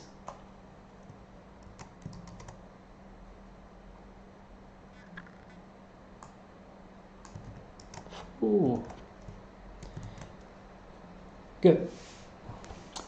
We've also enabled the blending, right? We got the blending, pipeline topology, shader, uses descriptor slot 0.3, whatever.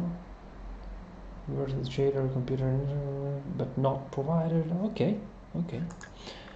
We can deal with those errors later. Let's see if we already fixed some of them. What is going on here? Everything is float, right? 1.f. And let's floatify everything. Still fading. What is wrong?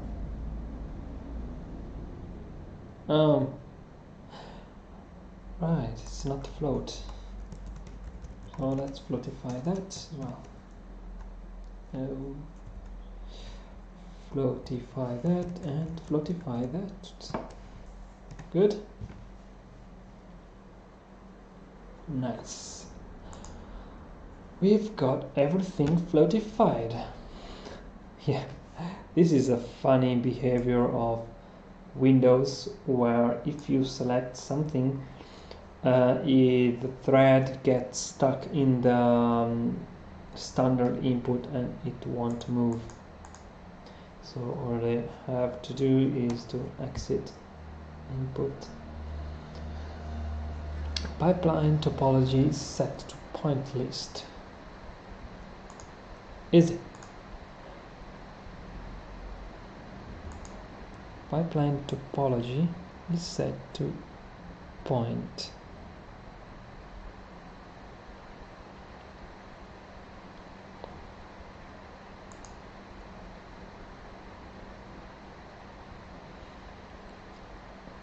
I didn't even define that yet, so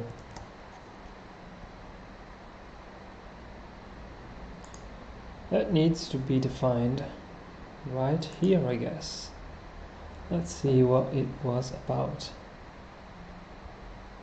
Triangle list, right? Vertex input, and I should probably define at least the input assembly.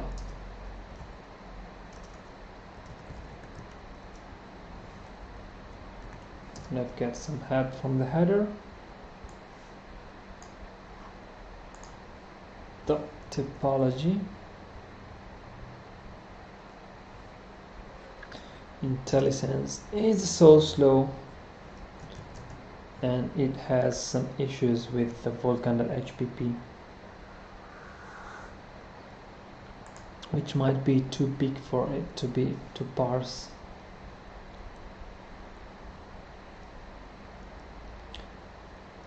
vk.primitive topology triangle list. Okay. Primitive restart enabled, we don't need that. Flags, what about the flags? Did I define the flags here? No flags. Everything is defaulted. So that error should go away right now. By now. Okay. We don't have that error anymore, but we still have some to fix because the user uses descriptor slot 0.3, but it is missing. Yeah, obviously we didn't define the layout extensively yet.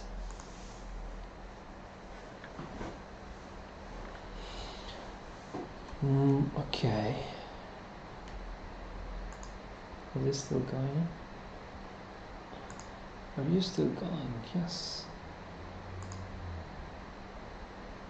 Shot. No one is in the shot.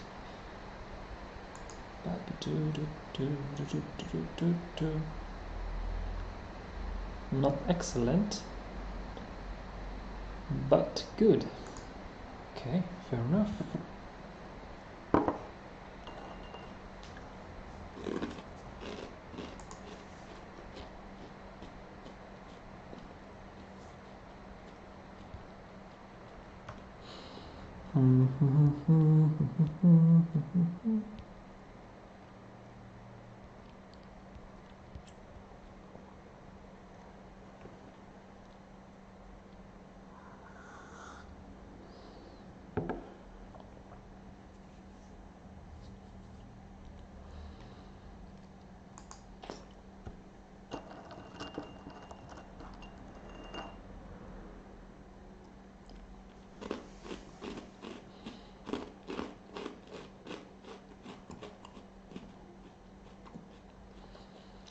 What's the next step?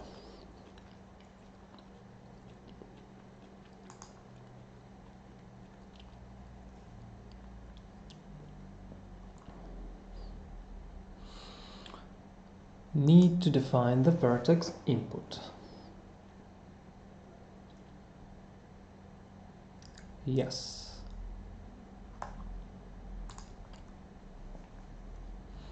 as it was here before messing up with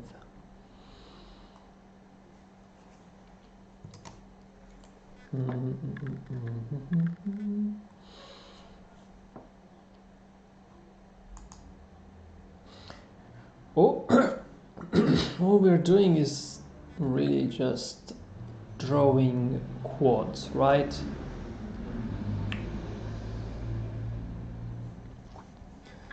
I don't think we need to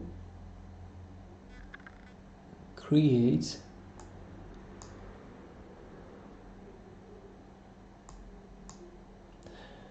the buffer data to store a single quad that will be drawn over and over again. So what I'm gonna do is to copy the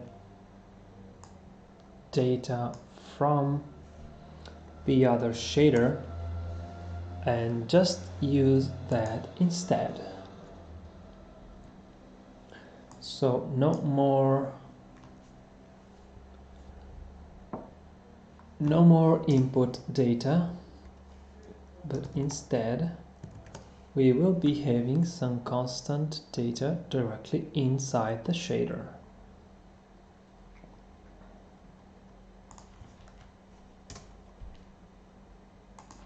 Now vertex color,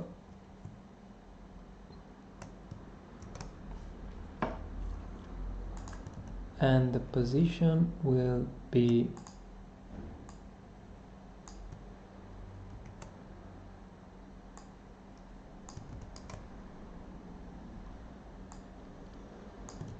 that. We will still keep the UVO in place.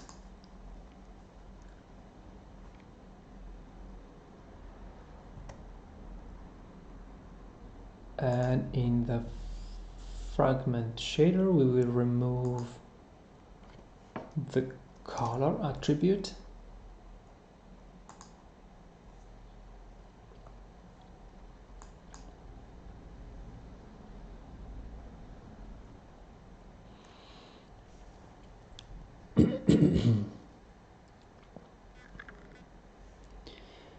Which is, by the way, not even being used anymore.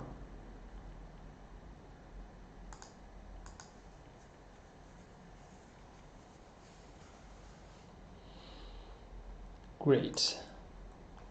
Let's try to compile the shader. And we are getting something. Smooth high to component. What's going on here? Vertex.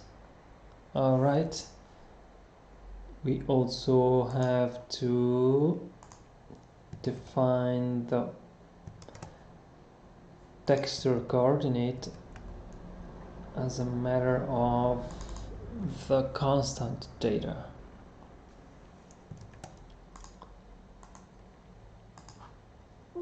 And we've got that compiled.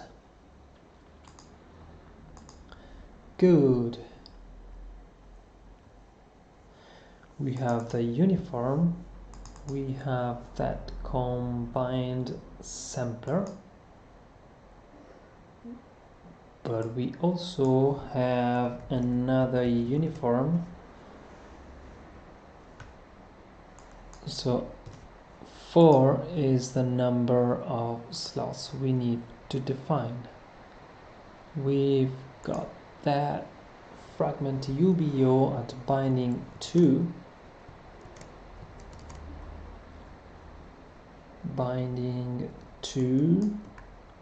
which is another uniform buffer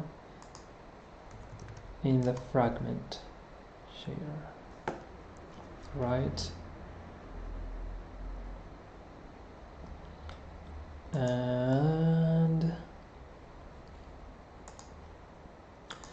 let me reorder these things a little bit. This is 2 and this is 3. This will be 3 and this is 2.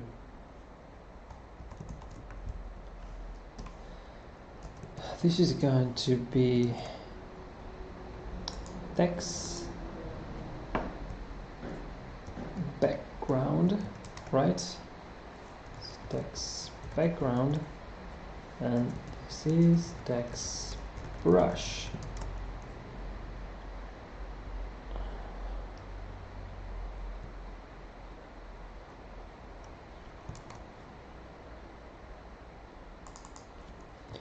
Color, brush color.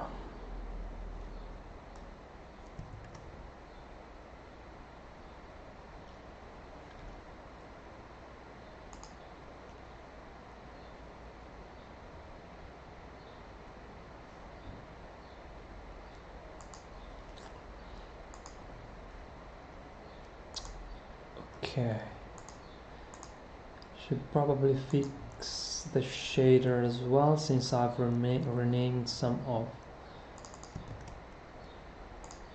the variables.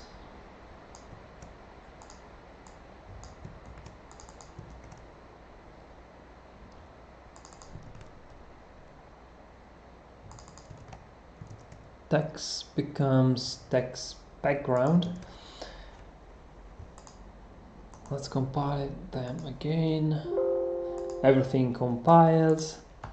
We can now test the whole program again and see if the Vulkan validation layers give us some new hints.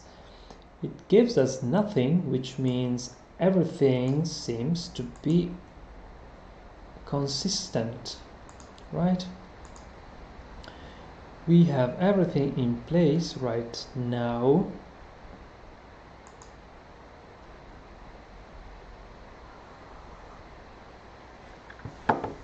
And it all compiles.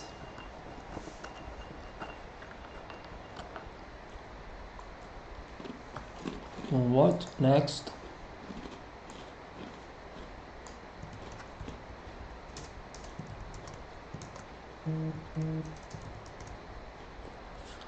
What is next?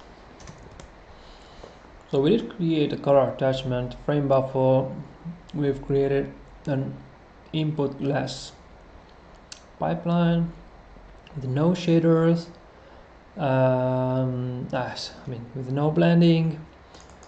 We have created shader, color attachment.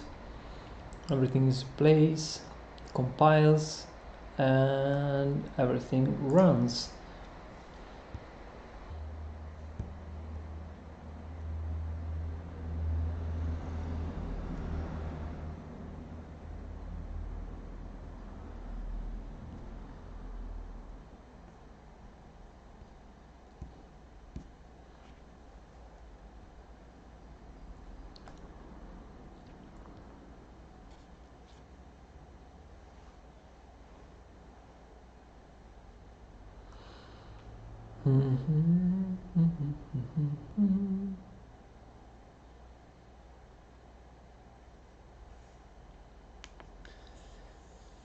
Oh boy, what is next?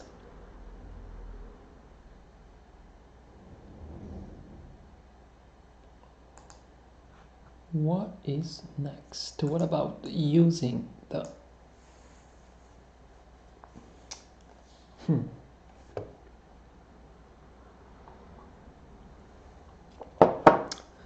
It now gets a little bit more complicated because we will need to use the render target and render that instead of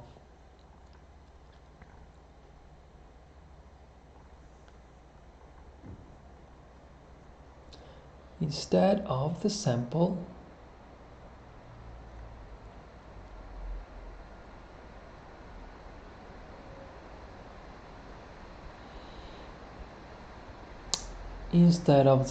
image.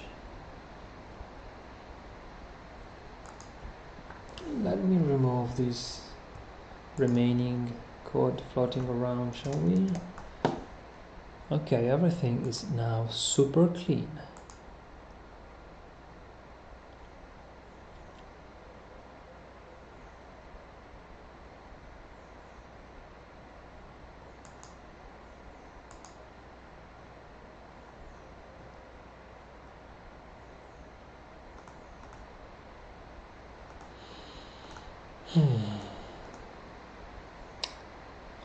Let's get back to the application, right?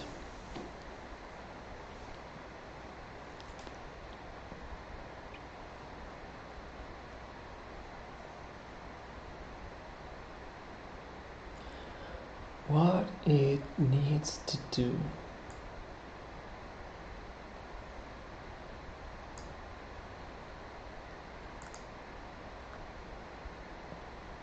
Should probably move this out of the way. Present. The presentation, where should the presentation happen? Let's say that. Let's say that render finished. Am I even using this?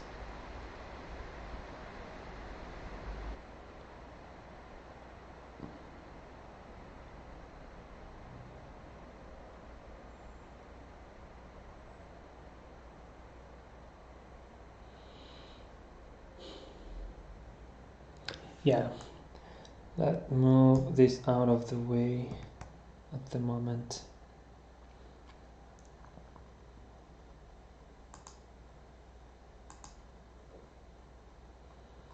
And let me just put it over here.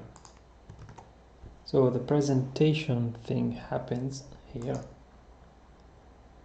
which would seem the right place to do that.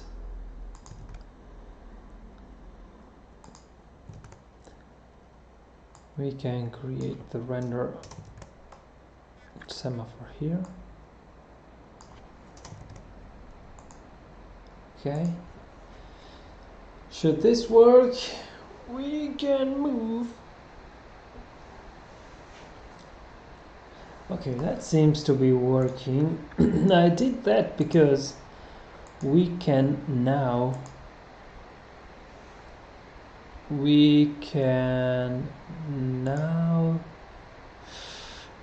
or what? Create, submit, info.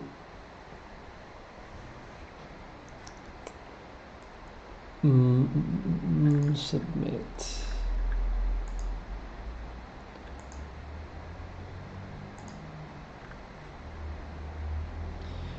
Create commands. What I wanted to do is to create the command so that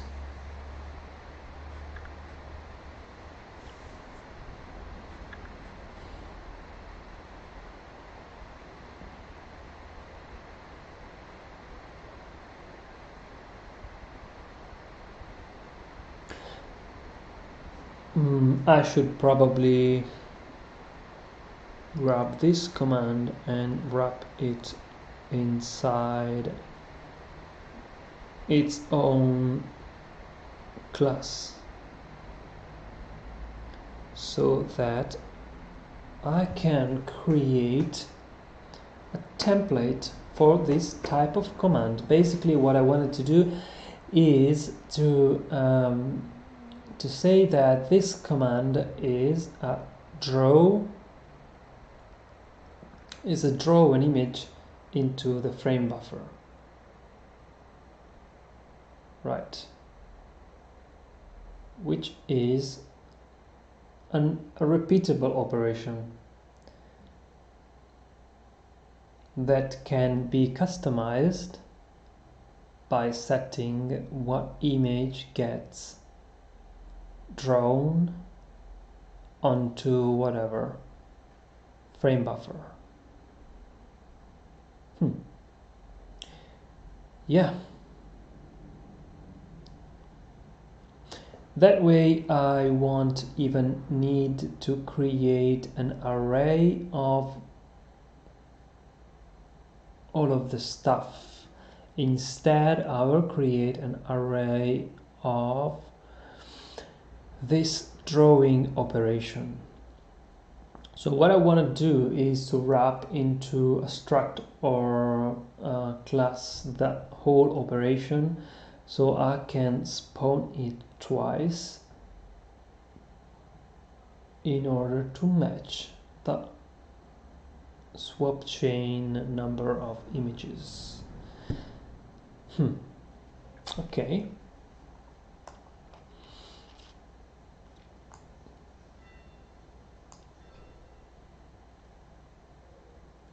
It seems like this is the proper way of organizing the code. So I can wrap everything into a single object that does that job.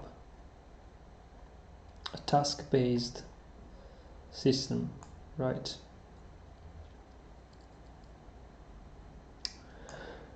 I will do this in the next stream because I'm quite tired now. How long have been this running?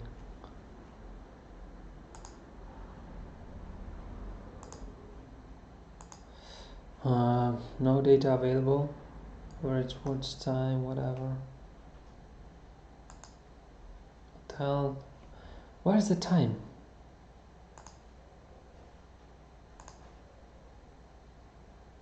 Okay, there it is. 2 hours and a half. Okay, time for lunch break. See you in the next stream. Aloha.